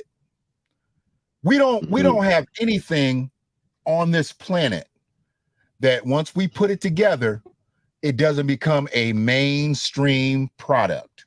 Mainstay. There isn't anything. I'm talking about anything that we make. I'm talking about anything, bro. Yeah. Sylvia Soul Food started in what, Harlem? I can walk right I believe it do. I can go walk right up out of here to the 24-hour Meyer Thrifty Acres. They got Sylvia Soul Food collard greens on the shelf. Huh. She's mainstream now. That soul food, her soul food is every major grocery store across the country. It's just not being produced in Harlem no more. Famous Amos, do you know that story? I just learned that story, bro. I know about Famous Amos. They took that brother's stuff, man. Name, image, and likeness. Name and cookie. NIL. Yeah, take his name, image, and likeness. Took his name. He couldn't even use his own name. His name is Amos. He couldn't even use his own name. What did he name his cookie? The Big Kahunas or something like that. Something crazy. But we just tapped on into something. We deal with the NIL. We all have NIL. We all got it. Yeah. We need to use it. We all got NIL. There is absolutely nothing that we produce on a mass production scale. Everybody wants it. I mean, I can never say that I was national. I can't even say that I was regional. But I can say this: in the early stages of legalization here, I was in 40 different dispensaries with my product. The only way that I got that big is somebody helped me by helping them. They said they needed somebody to take their product into the stores. And if I would do that, they would endorse my product. And so I got into the stores because somebody else helped me with their mass-produced product. Right. Sometimes you gotta take one situation to make it maneuver into another situation. You think I could talk other people? You think I could talk other people into doing what I was doing? I was trying to get other people like, hey man, well, you do this and I do this. How about we all get together and you do your thing and I'll do my thing. We'll go present it to these cats that's already in the stores and just present it as a conglomerate. And I say, basically what we do, you do flour, you do vape cartridges. Because this company worked but what the company that I was working with, they did vape cartridges, but they were an international company. So they didn't really need they didn't have no competition. I was like, you ain't gonna be able to run your carts the same way they run their carts. So do half grams, do disposable carts, do something that they not doing. So you come in and they got the regular card, you got the disposable card, I got an edible, you got flour. We come in and we build a pack, you know, like a variety pack. Of course. And present that and make that like it'll be $100 pack. To spend $100 in a provisioning center ain't shit. So you got some flour, you know, you got an edible, you got this, got that. You think I can get people on board? Nah. Now going up to the dispensary now. 5 for this. You get this, and this variety pack. Same company. And that's all I was trying to do is like, what we're going to have to do is we have to go up under the same company name. But does it matter whose name is on it if we get in the bread? Because on the back of it, it's going to say this company's name, but on the back of it, it's going to say powered by Awesome Meds, powered by Nico's shit, powered by... No, they wouldn't do it. No, they thought they was good in the street. One dude driving Uber, the other dude back in a kitchen. I'm looking. You see what I'm saying? Yeah. But you made it though, right? No, I'm out now. No. I'm saying you moved forward. In the industry? Yeah. I'm out. No, I got fused out. Oh, you got. Oh no. Okay, I didn't know. Anybody that was not licensed, got fused out. Any small guy, dude. I know a guy that had a $250,000 electrical truck. He was an electrician. $250,000 truck. He sold his truck to start his grow out. Ran his grow out for 7 years. He driving Uber now because he can't be the same electrician that he was before because he ain't got a $250,000 to go get that truck again. And if you try to go be an electrician for a company now they want to pay him what, $35, $40? Yeah. He can't make that. He can't do that. He ran 7 years straight with some of the highest potents. He was winning cannabis cups around here with his product. And you know how he started it? What did I say he was? He was an electrician. Yeah. So he built his own grow facilities. Yeah. He knew how to manipulate them lights and everything like that. Everybody else is harvesting, they harvesting in 3 months. He harvesting in 2.5. He got his stuff down to 60 days. So he was turning product faster than most people because he knew how to turn them lights up the right way without burning his product.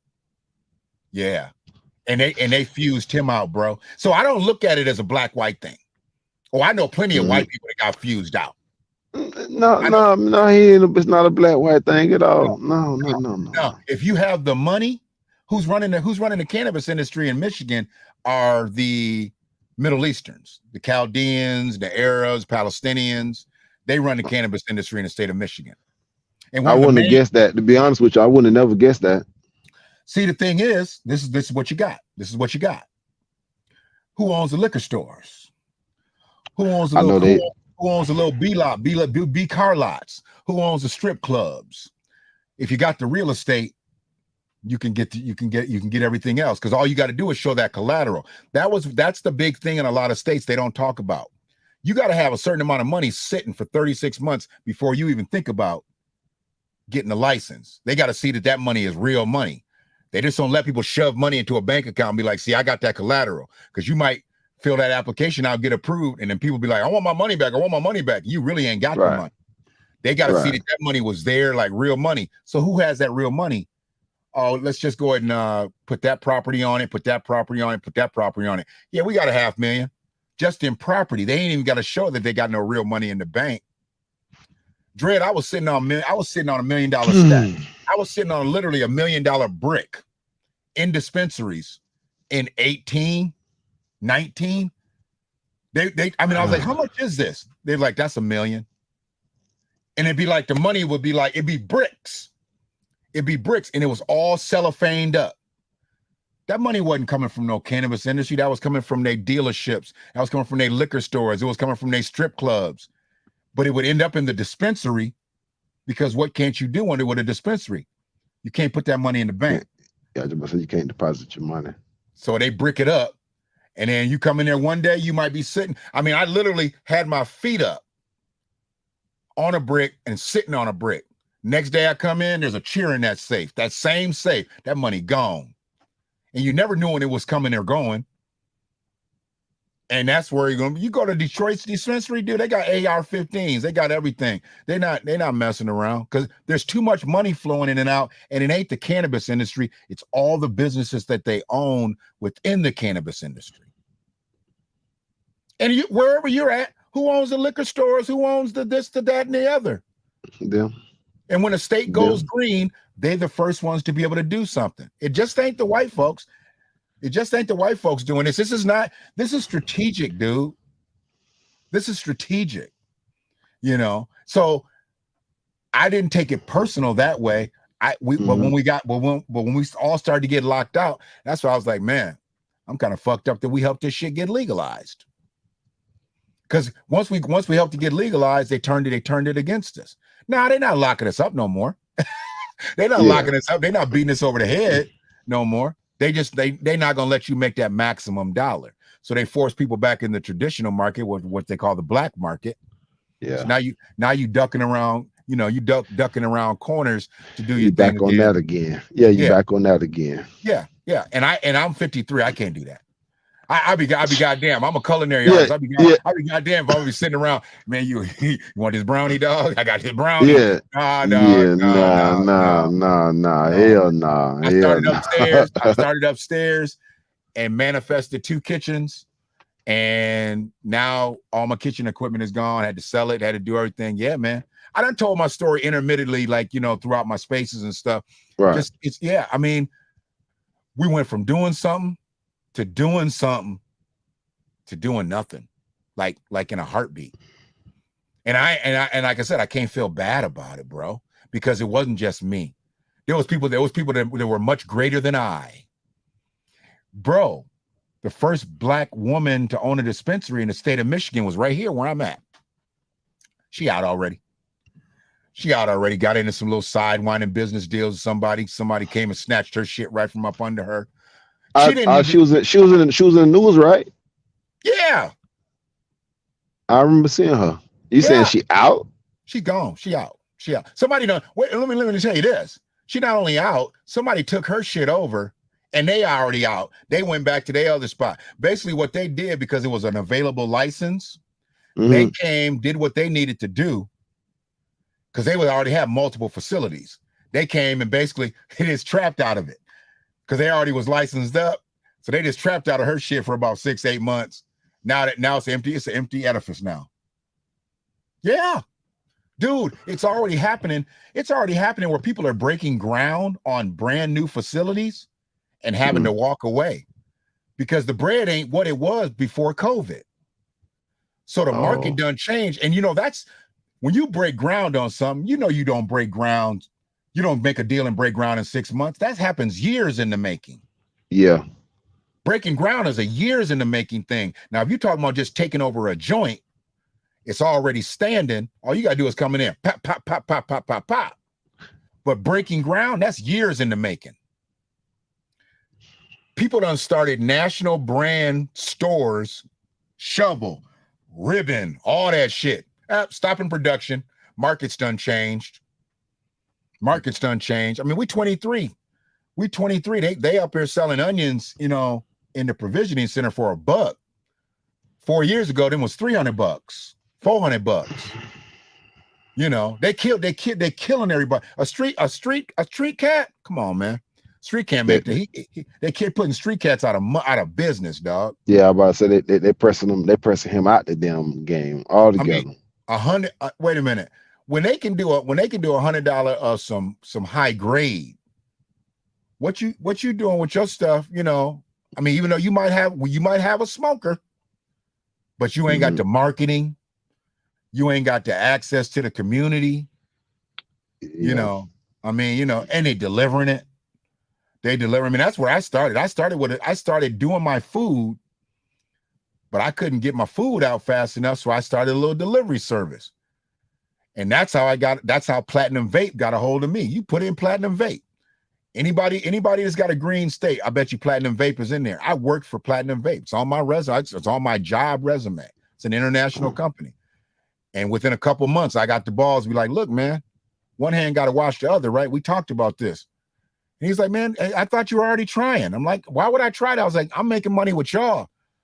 They told me, they said, get you a package, put it together tomorrow, whenever you get it together, we'll know who you're going to. It was like 5 to 7 stores that next day. I'll never forget it. Man, I put about 100 items together, went to them 5, 7 stores and just told them, I was like, this is my product. They're like, leave us some samples. 10 here, 15 here, bam, bam, bam. When I made that round the next week, when I dropped them carts off, we need 100 piece. We need 200 piece. And it just started from there. And then next thing you know, Platinum Vape got licensed. So then they no longer needed me to deliver their product, but I was already in these stores. Didn't stop the relationship. So I now, instead of taking my stuff, using their gas, taking their product, I started taking my own stuff, running into their people. And then next thing you know, I like that. Yeah, it was crazy. And I tried to talk to people that states that were going to go green. And I'm like, I got the blueprint. I got the blueprint, because what's going to happen is it's going to take damn near forever for y'all to get all the stores. So you got to be able to get access into the stores. Because I don't think Florida green. Yeah, I think it's medicinal. It's medicinal. It's medicinal, and it takes so much. I think Florida actually is allowing product to be flown in at this point because it's so national. Like, see national brands in Florida, where Michigan was like how Colorado and California were. They were working with the people who grew the stuff. So you figure, you grow the plant, right? And you clip all the plant, and you got the trim. And you take the trim off and you can make edibles. Well, then you break it even down further than that and do the concentrates. So then you got the vape cartridges, you know. I mean, all this is the shake that's pressed into oil. And then you got so everybody uses all the plant now. The whole plant, yeah. Back in the day, they didn't do that. I mean, then they start grinding up everything, making pre-rolls with it. Come on, man. They used the whole plant. We was in that part of the game. And once that manifested to where we couldn't make no money there, come on, man, it's over. It's over. And COVID hit, all the stores was basically just ghost. Then they started doing curbside. But by then, all these stores done opened up, got all this product. Michigan's been in trouble a couple times for having molded product on the shelves. Oh yeah, too much product, bro. Sooner or later, it's gonna mold. You can't have too much product. Michigan has been in trouble several times for having molded product on the shelves. Yeah, it's bad, dude. Oversaturated. It is bad. It sound horrible. Oversaturated market, marginal product. So okay, medicinal was the fire. Medicinal was the fire. Then they went recreational. Recreational's THC levels can be as high as medicinal. Right. So they making cats dumb their product down, making them water it down. So if I got a Jack Herrera as a medicinal, my Jack Herrera as a recreational, it can't be the same potency. So now I got to grow 2 different Jack Herreras. Yeah. That's what they doing. See, that's the reason why when it come down to that, I'm more so dealing with industrious type of vibes. Can you make paper out of it? Can you make construction bricks out of it? Like that kind of stuff. You think these fools would work? Look, I'm like, that's the game. But the thing is hemp. Hemp is a textile. They built houses with hemp. Right. The stalk of a hemp. Look, you can't break a stalk of a hemp stalk. A tree. You build houses, log cabins. Those are hemp stalks. A lot of those are hemp stalks. You make playgrounds off of hemp stalks, man. The vines, kids can swing on. The Tarzan movies. That man, a lot of that stuff was hemp.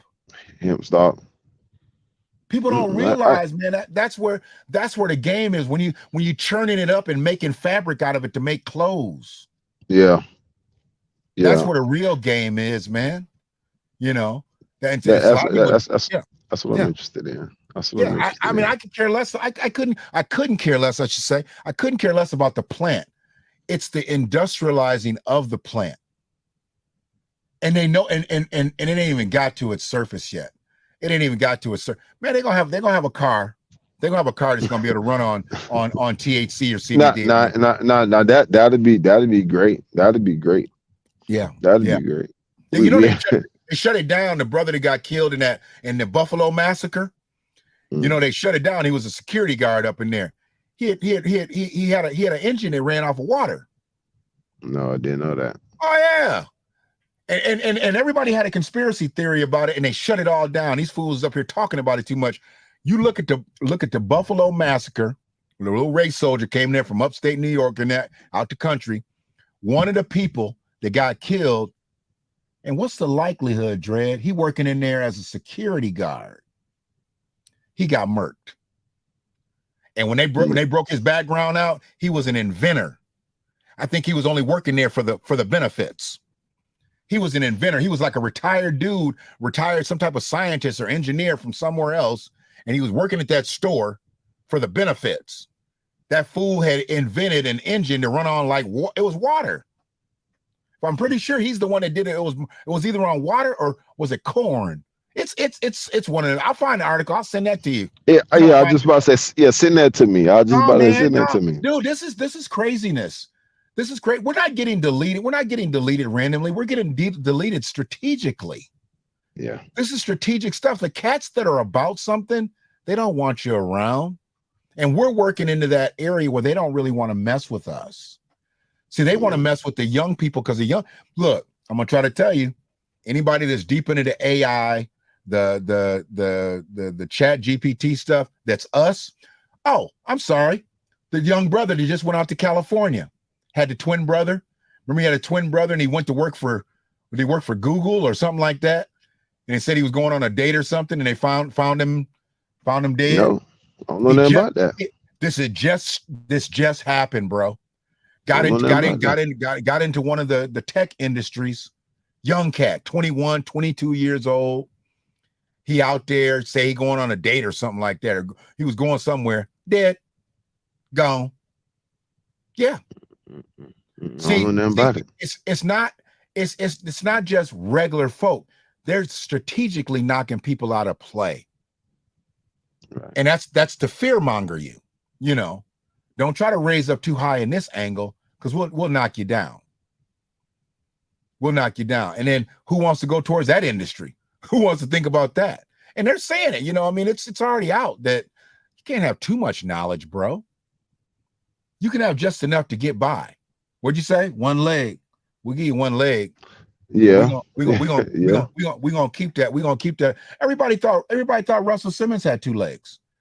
You see what happened to Russell Simmons? Russell Simmons really didn't have two legs. Yeah, everybody thought Suge Knight had two legs. Everybody thought everybody had two legs. No. Suge needed Jimmy Iovine or Iovine, whatever his name is. Dre needs them. They all need them. Jimmy got two legs. See, there's only one person that's gonna have two legs. Why you think they didn't like Berry Gordy? Berry Gordy had two legs. He didn't need nobody to distribute his records. He didn't need nobody. Berry had his own distribution. Most black record labels didn't have their own distribution. Somebody else was distributing their records. Motown had their own distribution system. And from A to Z, you didn't touch Berry's artists. Now I'm gonna put him through grooming. I'm gonna put him through this. I got my own musicians. No. And his package was all a homegrown product. That's what made the Motown sound. From A to Z, he had it all. From A to Z. That's what made the auto industry so strong. Everything was made here in Detroit. It wasn't just Ford, GM, and Chrysler that was in Detroit. It was all the damn parts and shit that was made here in Detroit. When you start going out and you start farming everything out, you diluting the product because everybody ain't got the same love as you got in Detroit. Facts for them cars. Facts. Yeah. You start farming all that out. Yeah, they want to go all the way talking about what's in Mexico now. Come on, man. We lost shit when it got to Ohio. We lost shit when it got to Illinois. We lost shit then because everybody didn't have the same love that you had. I mean, it was a beautiful thing to see black folks living the way they was living from the plants. You didn't have to be no singer. Hell, people that had plant money was making money like the singers. Right. They had their own home, they had their own car. I'm like, shit, what I need to do that for? I can do this right over here. Yeah. And that's where they don't want us to ever get back to. They don't want us to ever get to that level of substantive living again. We'll give you one leg, but we're not giving you both your legs. And that's what restorative justice does for us. It gives us both of our legs, bro. That's all I'm saying. And when I try to tell people they're talking about numbers and checks, I'm like, man, if y'all don't figure this thing out, we need both our legs. If we amazing when we got both of our legs. We move much better. We move much better. We move much better. You know, I mean, I get it, fighting for land, fighting for this, fighting for that. Man, let's just stand down, just stand down and let whoever's going to run for elections, let them lose. Be like, oh, you want to get back in there? Okay, then we need you to talk right. Yeah. We need you to talk right. See, Clyburn is Clyburn, because yes, he does have a lot of white people. I get it. Jimmy's got a lot of white people in South Carolina, but you still can't tell me that black people aren't the majority voting for him. And there's just enough. There's just enough who see him as such a powerful force. They just vote Clyburn. Just vote Clyburn. They don't care. And I was about to get ready and say that. I was going to say, well, you know, they feel like they're doing a good thing. Mm-hmm. They feel like they're doing a good thing. Well, you know, whether they may not be doing a good thing, but they think they're doing a good thing. And right. if somebody thinking that they're doing a good thing, you can't tell them no different. You can't tell them no different. So, wow. And Clyburn is a smart motherfucker. See, people see him get up there and, no, he's smart as shit. He's smart as shit. He knows exactly how to. Clyburn be up here, dog. Clyburn was just here. He was just here a few months ago over at Zingerman's Roadhouse, up in a local politician trying to get in office. Clyburn is an ambassador now. And if you need a powerful Negro, just call old Jimmy up. And if you can prove that you've been supporting him afar, he'll fly up. He'll fly up and do a little get your ass elected. That's crazy. He'll get you. Oh yeah, he fucks around up in here heavy. A restaurant that I helped boycott a few months ago because they had illegals up in there getting fucked up in the game. Oh yeah, he comes and does little things right at her restaurant because she's real big with one of the local politicians who's really kind of a celebrity around here because her husband was about that shit. He was with the black folks, John Dingle, and his wife Debbie Dingle is a politician, and she's real good friends with this restaurant owner. Oh yeah, Jimmy will come over here, man. Jimmy will come over here. I've been taking notes throughout the night. when you see me looking down, I ain't looking down just to look down. Yes, sir. I mean, we can really do some things out here if we just get people just aligned into these conversations. When I left that space tonight, hell, they was in there. It was arguing about something. And I know it got cooled out at some point, but man, I'm not arguing with nobody over something that we can't even get online with. Yeah. You know, I mean, only group that's really put something substantively together was California, and hell, now they done found out Gavin Newsom ain't even really with them. You done ran it up the flagpole all the way to the governor. He really don't fuck what you on it. Then them clowns in San Francisco, Amos Brown and all them, you know, oh no, we don't need no reparations. We just need some schools. We just need we need to get this. What's that center? The what's that? Is it a cultural center or something like that? Some type of cultural center. He's like trying a to cultural get center, something like that. Yeah. I'm like, man, the Fillmore. Yeah, the Fillmore Cultural Center. It's the last damn thing. Come on, man. Hey. When it comes out to these, you know, these people in these spaces, if I'm hearing you talk, I want to be able to see you go.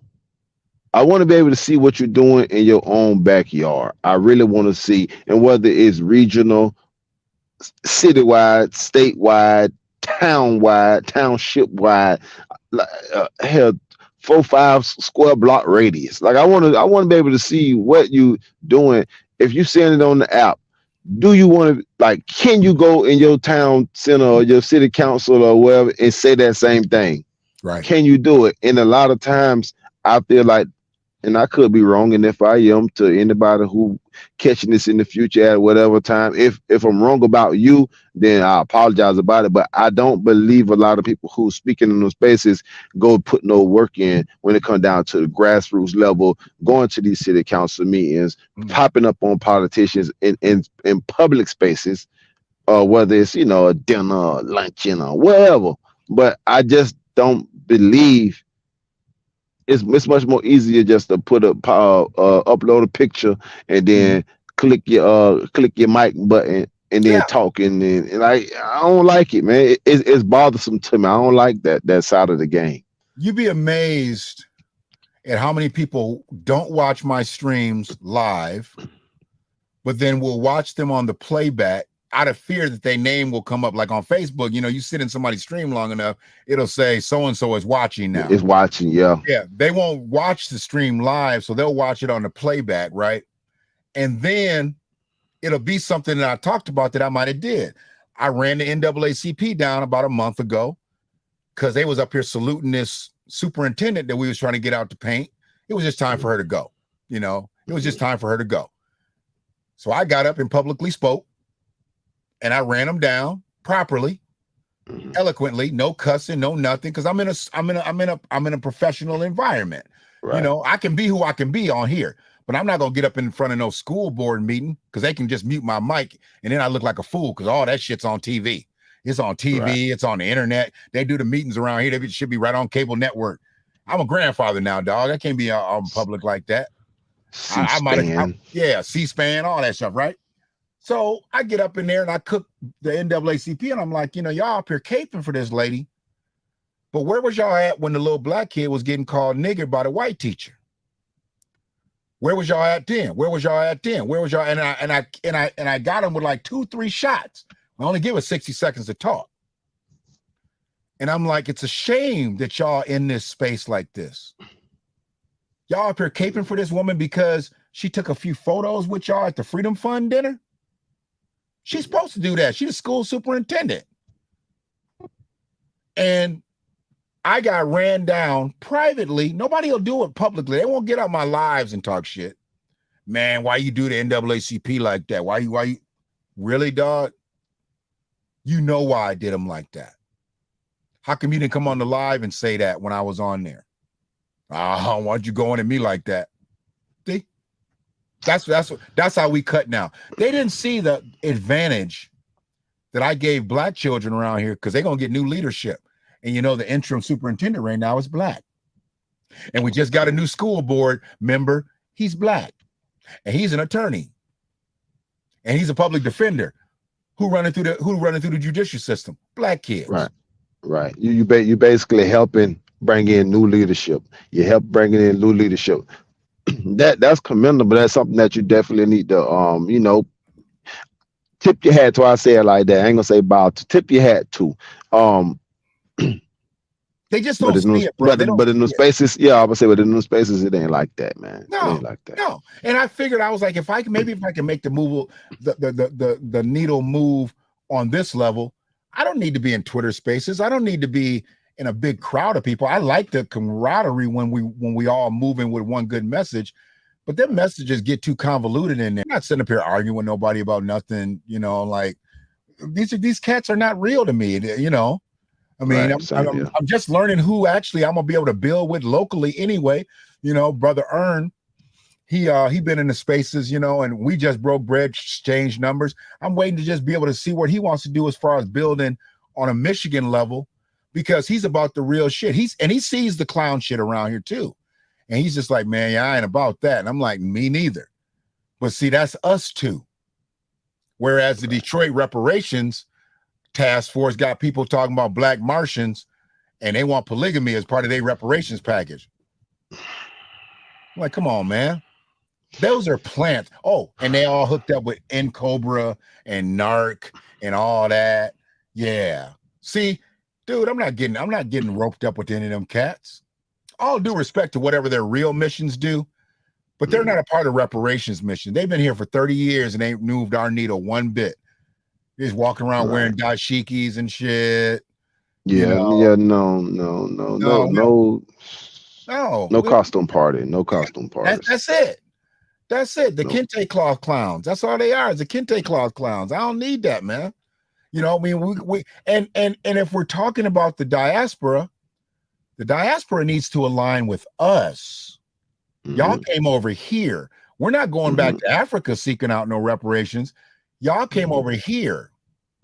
Oh, you didn't get here till the 40s? Well, you know, slavery ended in 1860s. 70s. A lot of them 70s. No, 70s. You didn't get over here to the 70s. Well, you don't qualify, my brother. You don't qualify. We appreciate your allegiance. Now you can walk along with us, but when it's time for us to step up to the pay window, you stand back and stand by. Right. But if you got a claim overseas, we'll help you fuck with your claim, and we won't want none of it. Not 1 penny. We don't want not 1 penny. And you know, a small part of that problem is you come over here and you think you can make better moves than me. How? You haven't been here. How do you know? When did you learn? How? You haven't been here. Right.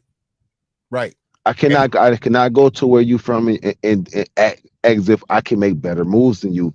That would be obnoxious of me. Right. I'm gonna go backwards. I mean, they don't call it third world living for anything. You know, I'm gonna go back. There's a reason why you fled. There's a reason why you fled. You can tell me anything up under the sun, but there's a reason why you fled. I'm not talking about getting on a plane and coming over here and saying, hey, I want to see how it is over here versus over there. No, you came over here illegally with no intentions on going back. With no intentions of going back. Yeah, you bought a round trip ticket. You say you just coming over here to hang out for a minute. No, you missed your flight. You missed your flight on purpose. And you stayed over here, and then you figured out the slang, get married, catch one and get married, get you a green card, you know. And that whole system is so flawed now. But them dudes come over here and ingratiate right to the dominant society. They don't like us. And that's the disheartening thing. I won't lie. That shit to me is so disheartening, man. It's like they call us traitors. You know. I mean, a motherfucker. Look, I done had the discussion so many times. Man, you can't be about black power. Your woman ain't no freedman. She ain't no black woman. Okay, you're right. Okay. Okay, but what about? I'm gonna let you go ahead. Get it. I'm gonna let you get it. But yours is black as night, and you can't get her up off the couch to do nothing. So what are you saying? Mine is down by law. She understands my position, and she understands her position, and she's never going to try to replace anybody. She understands. She understands the struggle. She understands exactly what I'm going. She don't agree with everything I say, of course not. But where she knows the marginalized shit has come in, you know, she understands it, and she understands where her privilege kicks in. I said, we can say the same exact thing. But you're going to get the nod, and I'm going to get the head shake. The same exact thing. And it's only because they're going off of your whiteness. That's all that is. And it didn't take long for her to see it, because she grew up broke too. So she understood there was a difference between poor white people and rich white people. She's been marginalized too. So she understands. See, it's hard to tell somebody who's had something all their life what we're talking about. But find you a broke white person. Man, they can generally identify with a poor black person. And there's difference between somebody that thinks they poor because it's your fault. No, you just poor because you just, you fucked up your 400-year head start. What I would say to them type of people, not to cut you off. My apologies. Do your thing. What I would say to that is like this. Yes, we don't have no friends. No, we don't. But what do people do? Because there's some people who do the right things, or they see the right fight or the good fight, and they just play their part, and that's it. We don't got to add nothing extra on it. I'm just playing my part, and that's it. That's Like it.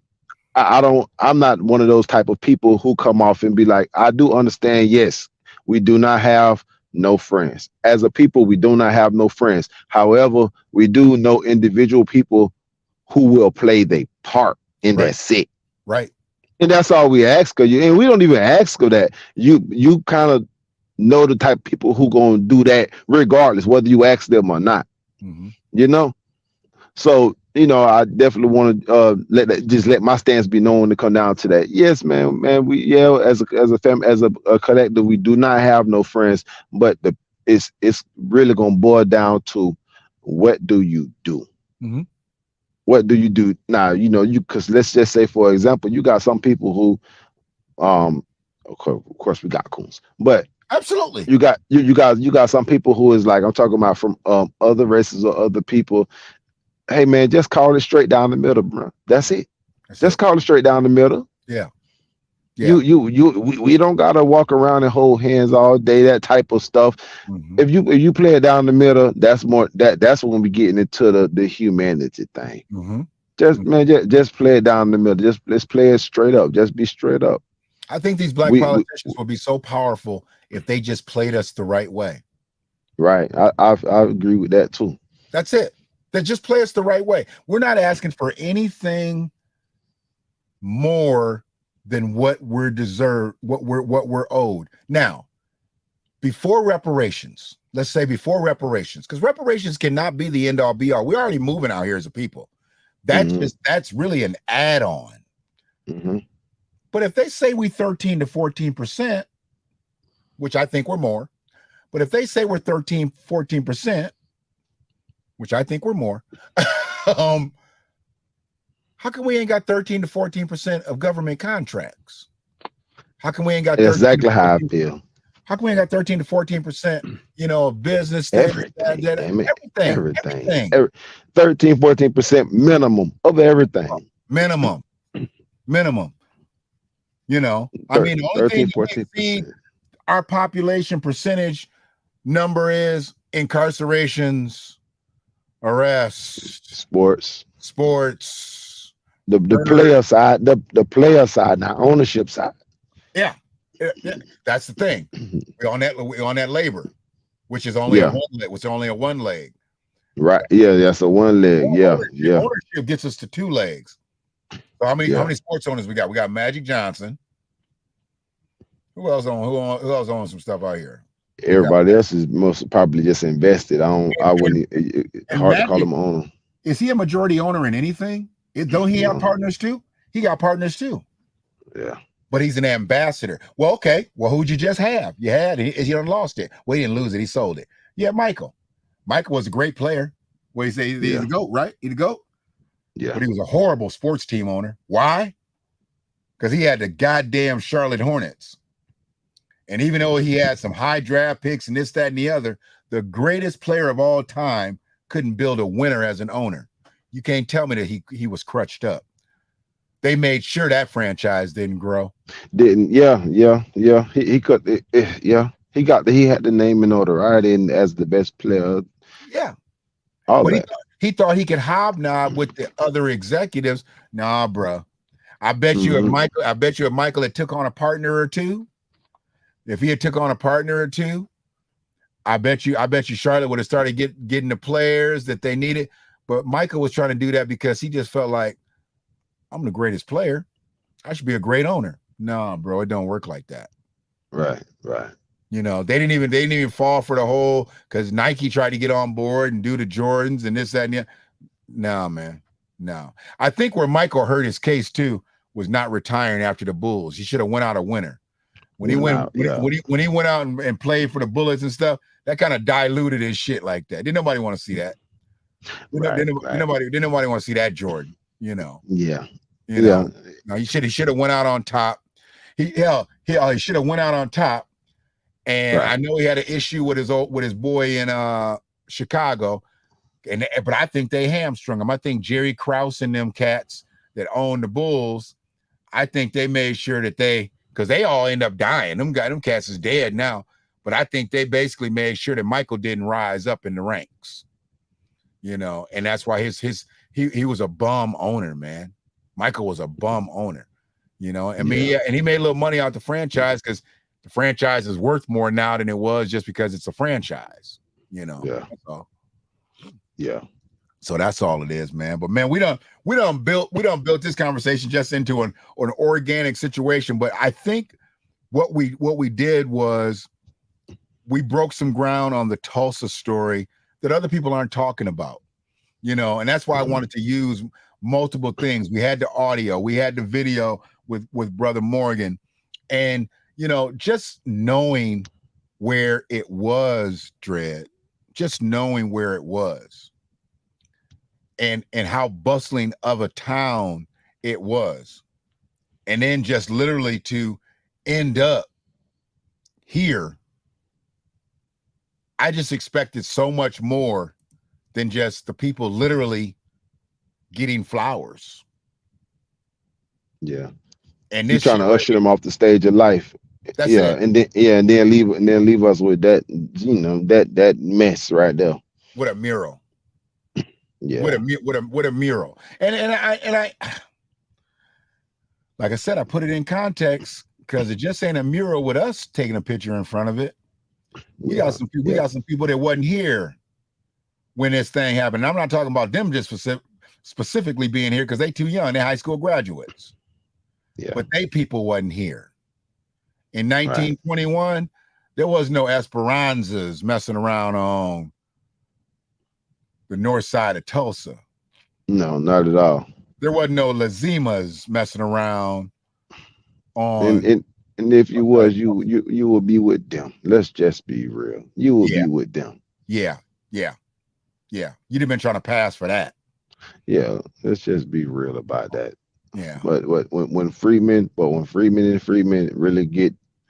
put it together, we gotta chop it up, and we gotta do this some more, and you know, discuss this type of stuff some more. Like, you know, go into these little details here and there, and ideas here and there, like how, you know, positions where you stand, where I stand, because for me personally, I like smaller crowds, smaller rooms, smaller discussions, because those be the people who be like more serious. Mm-hmm.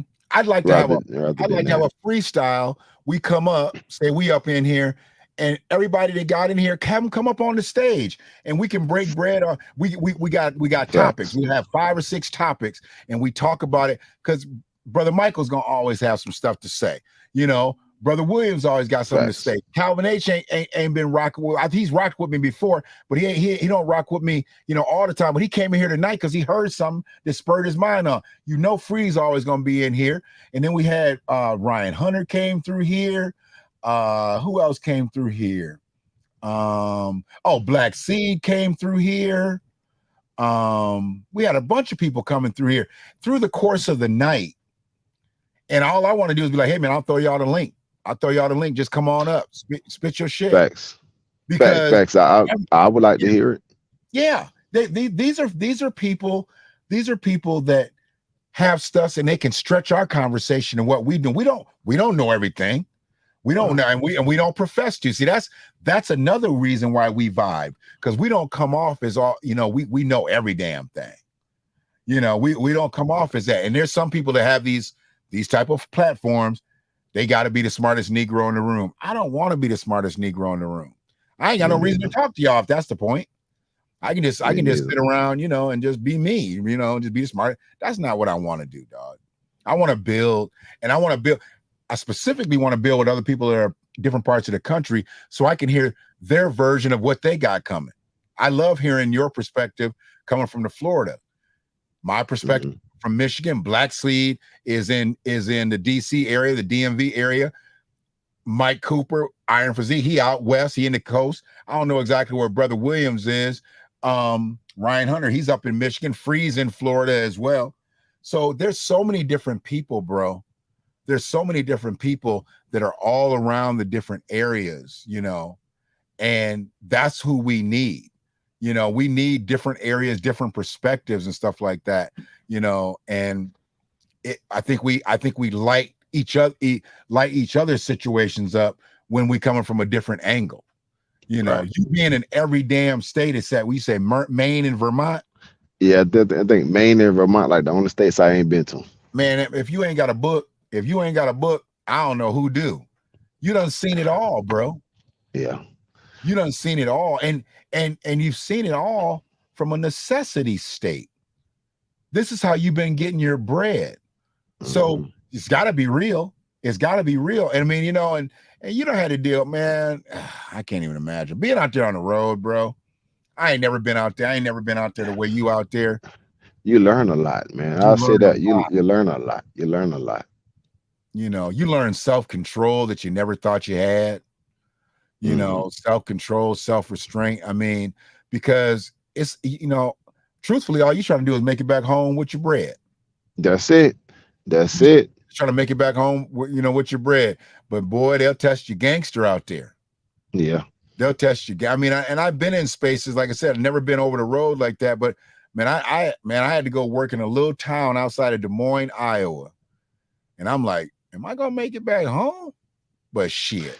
By the third day, they knew my name in town, you know, because the people that I was working with, I was working with a multimedia company, and this is back when you had DVD ROMs. So we was building multimedia packages for custom home builders. So my job was to go out and sell the tradesmen of the custom home builder. I had to meet up with plumbers and electricians and roofers and HVAC people, right? And show them how they were going to be a part of this guy's program because they got paid so much money off of building all these houses. Well, after you dealt with a couple plumbers and electricians, hey, well, man, you know, where's the place to find a good steak around here? Okay, where's the place to find a good this? Right? And that was how I kind of lead into the conversation. Second or third day, I'm coming in, I got donuts and everything. Oh, man, grab a donut, man. You know, oh, okay, well, what's this about? We'll just go ahead and sit down. Let's just talk for a minute. Make a friend, make a sale. And I was basically just showing them the vision of this custom home builder that they were working with. I know they saw me. I was a Negro.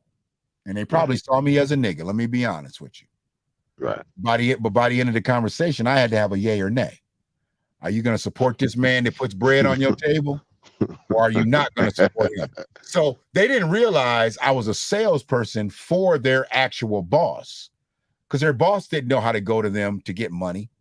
Because really what it is, it's a circular motion. Think about it, Dredd. The custom home builder pays this electrician to do all his electrical work in all his houses, right? What he's paying me to do is to talk to his electrician to pull money out of his pocket to advertise for his company for this multimedia package. So I'm going to pay you to be an electrician, but I'm going to send a guy at you to pull some of that money out your pocket so you can continue to be an electrician. So it was I just about to say. Yeah, it was a circular motion. But we couldn't make them think that. They thought I was an outside force. I was really working for the custom home builder. And there was a certain professionalism that I had to carry that really I was just the company guy. And really I was literally working for their boss already. And, you know, and they were like, well, who do you make the check out to? The Bella Group. You make it out to the Bella Group. And they make it out to the Bella Group. And once we get all the checks, depends on what kind of package they wanted. They wanted the gold package, platinum package, whatever. And that was what kind of media package. Of course, every builder wanted the platinum package. I'm like, well, your big subs got to come up off that bread. Your lumber guys, your plumbers, your electricians, you know, they got to come up off that. You know, I might get something from your counter guy. But if you just do regular old houses, I ain't gonna get much from them. Now, if you do houses with granite countertops, yeah, I can go with him really good. But if you just got the guy who just does some Formica countertops, he ain't gonna give me no money. So, you know, I would always start with the big boys, get the lumber guys, get the electricians, get the plumbers, the guy that's gonna get that major bread. You know, and some of them cats be like, well, you know, I'm just a small outfit. I use subs. I'm like, okay, I totally get that. And that's why you need to be a part of this, because, you know, you're a small guy And he uses 2 electricians. Don't you want to be the exclusive electrician? And if you be the exclusive electrician, then you don't need to use no subs. Then you just bring on a couple full-time employees. Oh, I never thought about that. I'm like, well, that's why I'm here. And that's what I did, dog. I did that. I mean, shit, what's this, 23? Hell, I did that. I did that in 2004. I was talking about, that's when DVD ROMs was out, 2004. You know what I'm saying? And that's what the game is about, man. It's about building with people. Dude, they saw me. I know what they saw me as when they came in. Like, who this nigga I got to talk to? But by the time they walking out, they was one check lighter. Yeah. So I could help them continue to make checks. I was just about to say, you were making it work, though. You was making it work for them. Making it work, man. And I told them, I was like, man, we ain't got to do this today. I'm gonna be here 2 weeks. I'm gonna be here 2 weeks, but I'd let them know the next time I talk to them, make sure you bring your checkbook. Yeah. Because if you're gonna continue to work with these guys and support their mission, I want to help you support your mission. Because I always talked about the benefits of how I was going to help their company, not how I was going to help the builder. Because ultimately it was going to help the builder, but I wanted to talk about how I was going to help their company. 84 Lumber, all them big lumber companies like that, they'd always want that inside cover, back cover, so their name rang out. All I was doing was selling advertising, but it was called multimedia. I was doing the DVD-ROM, put it in your DVD-ROM player, and the whole magazine comes up on this computer screen. Now it's called the 84 Lumber before. Yeah. So I mean, I was dealing with the big lumber companies, the big plumber, all that stuff, man. So you deal with electrician, right? And we're gonna get out of here. This is so crazy. Electrician uses a whole lot of what? A lot of different parts, a lot of different companies. Yeah. I'm like, don't try to do this thing yourself, man. You deal with this company, these parts over here. What you need to do, you need to go with each one of these guys that you deal with and get $2,500 from them. There's no point in you trying to come up with $15,000. This is crazy to think about. Just go get $2,500 from each one of these companies, and you can still and then you can help the and where you personally you end up coming out with nothing. Because that's just between you and I. Don't try to do this all on your own. They up there trying to figure out how they can finance it. No. And are you sure I'm gonna be able to get the inside cover? That's when I got them talking like, yeah. And what it's gonna do is your company's gonna be on there, and then we're gonna put all the companies that you buy parts from, so people know they got quality stuff. So, like, say the plumbing guy, then you got your Kohler and your Moen and all the faucet companies and everything like that. Have them send you money so you can use their products in these houses. Kohler, Moen, asking for $2,500 wasn't nothing. So if I was with a big builder, I'm like, man, get $5,000. Kohler will give it to you. Moen will give it to you. You sure they'll give it? I'm like, just let them know what it's for. You're gonna need 2 things. You let them know what it's for. Tell them it's a multimedia package, and they're going to be in a circulation of about 1,000 of these multimedia packages, and then tell them that prices of the homes that you use their products for, I guarantee you're not gonna have any problem. Sometimes them cats will come back with the check the next day. It'd be their company check because Moen or Kohler or whoever put the money in their account. Right. So it would be their company. So, and it'd look good. I'd be like, hey, I got your plumber check. He paid you? I'm like, yeah. I never told the builder that I got them to get the money from the company they got their stuff from, because it wasn't none of their business either. My job was to get the money no matter what. Their job was to make the builder happy. Yeah, it was crazy. And the builder's job was to make the home buyer happy, So I've you actually got me thinking about something. I mean, I'm an idea guy, bro. I'm not running out of ideas, but my ideas got to get to a certain level to where maybe there's a thought. Maybe there's a thought. What Prop Joe say on the wire? Buy for $1, sell for $2. Yeah. That premise is gonna always work in this world. But then for us, we can buy for $1, sell for $2, and be happy. But they out there buying for a dime and selling for $2. They're not buying for $1. They buying for 1/10 of $1. Yeah. And that's how they get rich. because that other 90 cent, they using that other 90 cent to buy this for a dime and buy that for a dime and buy that for a dime, and they still selling it for $2. Yeah. Yeah, that's how the money's made. It's not really made buying for $1, selling for $2. No, it's how to figure out how to buy as low as possible, buy low, sell high. That's the stock market right there. Buy low, sell high. And that's just it. You know, that's just it. I mean, in the trucking industry, dude, your money slowed up when the gas prices went up. Yeah. Making a little bit more when the gas prices go down. Yeah. So what we need to get a hold of is these damn gas prices. Who controls all that? The politics. The politics, man. And they try to make us think, oh, autonomous vehicles. Man, come on. You always going to need a human behind that wheel. Don't make me, don't even think you're going to put a robot behind a damn wheel. And we just going to have robots rolling 18-wheelers. Come on, man. That's fear mongering. Yeah, They tried to cheapen the game up with the automatic truck. You know, anybody can drive one of these trucks, but what's the glitch with the automatic truck? Somebody was just trying to tell me and I didn't understand it. What's the glitch with the automatic truck? Sometimes the transmission, it just depends on the make and the model too, because sometimes the transmissions they go out. Okay. I've had an issue with the KW where the transmission went out. I actually drive an automatic now.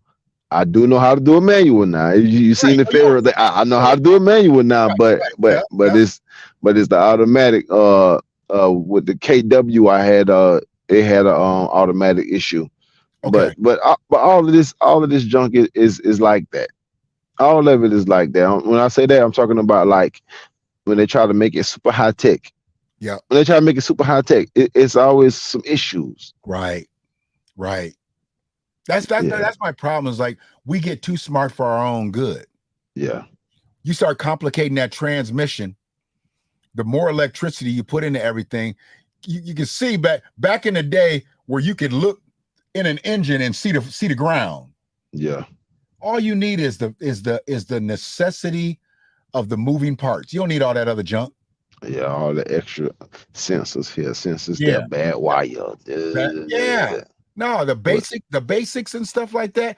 And we just started outsmarting ourselves. Put this in here, put that in here, put this in here. Come on, man. You know, and that's what messes the game up. And I think that's what a lot of the technology does. You make things too high tech. Some things, you know what? All them beneficial parts in a car engine, they ain't supposed to heat up to damn 200 degrees, Dread. No.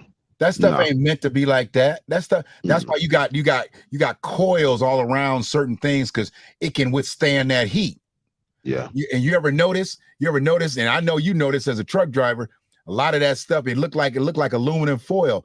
That's that heat resistant shit that you put in a damn microwave or put in an oven, it can withstand. It's all the same stuff. Right. All the same. They have to wrap it around hoses and engines and stuff so the stuff don't burn up. Right. They definitely do. But no, people don't break stuff down. I'm like, man, that looks just like the pan, the microwave safe pan. You know, it's like no, and that's the thing about it. You're right. It's the same stuff, man. But they just use it for cars, this, that, and the other. I mean, all the screws and everything like that. You know, I mean, they started figuring out, I mean, they can make them rivets. They ain't got to be metal. They can cheapen it down. But you got to have it to the point where it can withstand the heat, or it'll end up melting off and pop a hose and bam, bam, bam, you're done. Mm-hmm. It's gotta be worth something. And that's where it took me, you know, we was in a space, we was talking about the real McCoy. You know, the real McCoy, Elijah McCoy was right here in Ypsilanti, Michigan, died penniless. Everybody wanted the real McCoy. They didn't want that knockoff train part. They wanted the real McCoy. Mm-hmm. And that hurt people, man. You know, and then they couldn't get the real McCoy. But they never wanted to pay that brother what he was just. He died penniless, bro. There's a whole saying after his ass. That's where the term "the real McCoy" comes in at. The real. I mean, you know, we've done so much on this planet.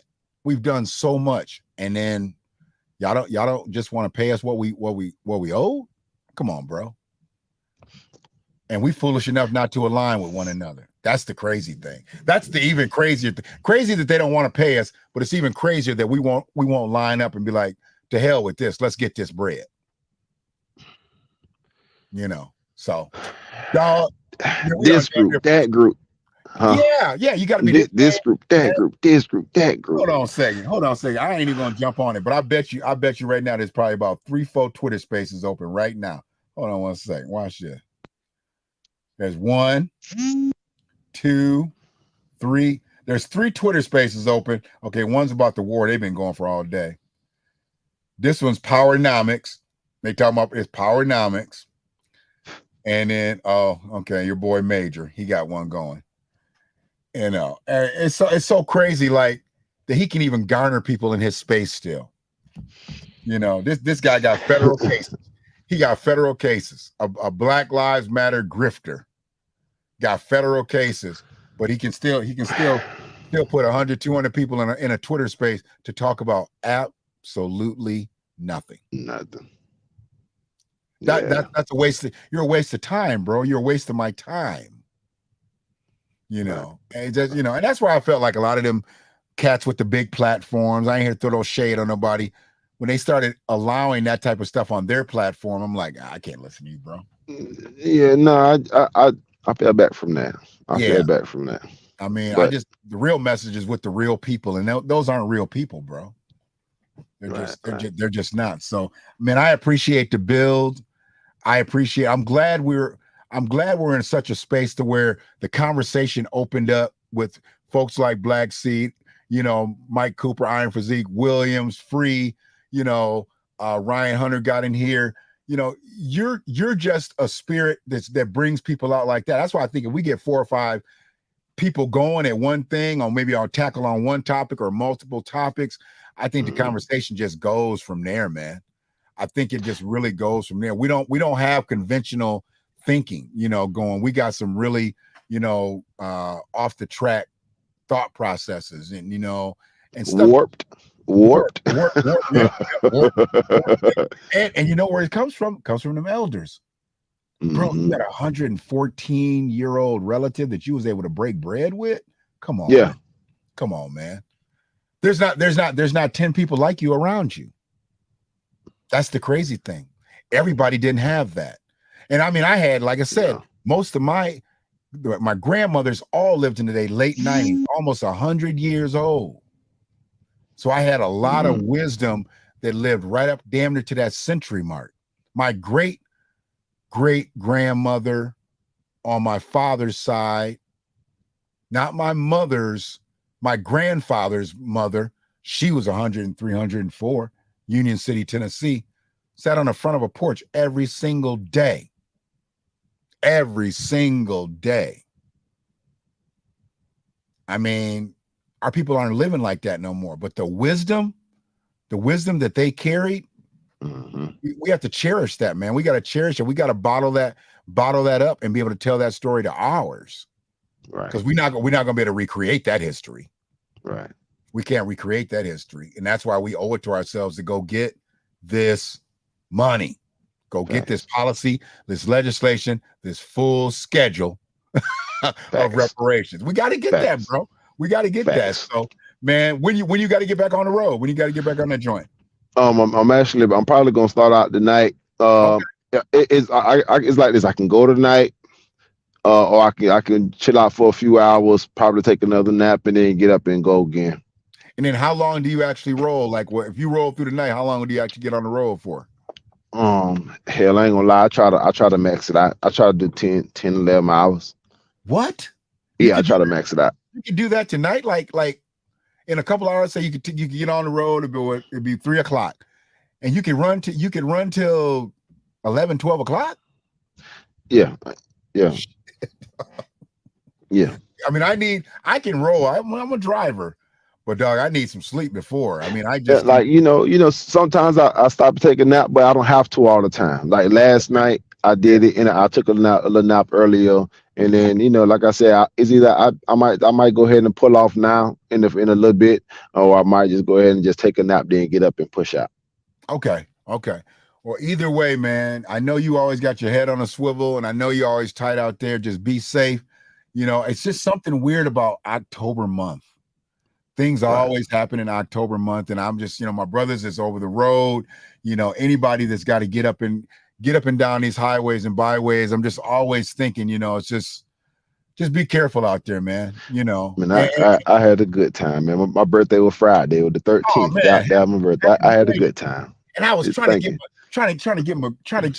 get another grandbaby into the planet. We thought we was gonna have another Friday the 13th, baby, and we didn't get it, so we still waiting.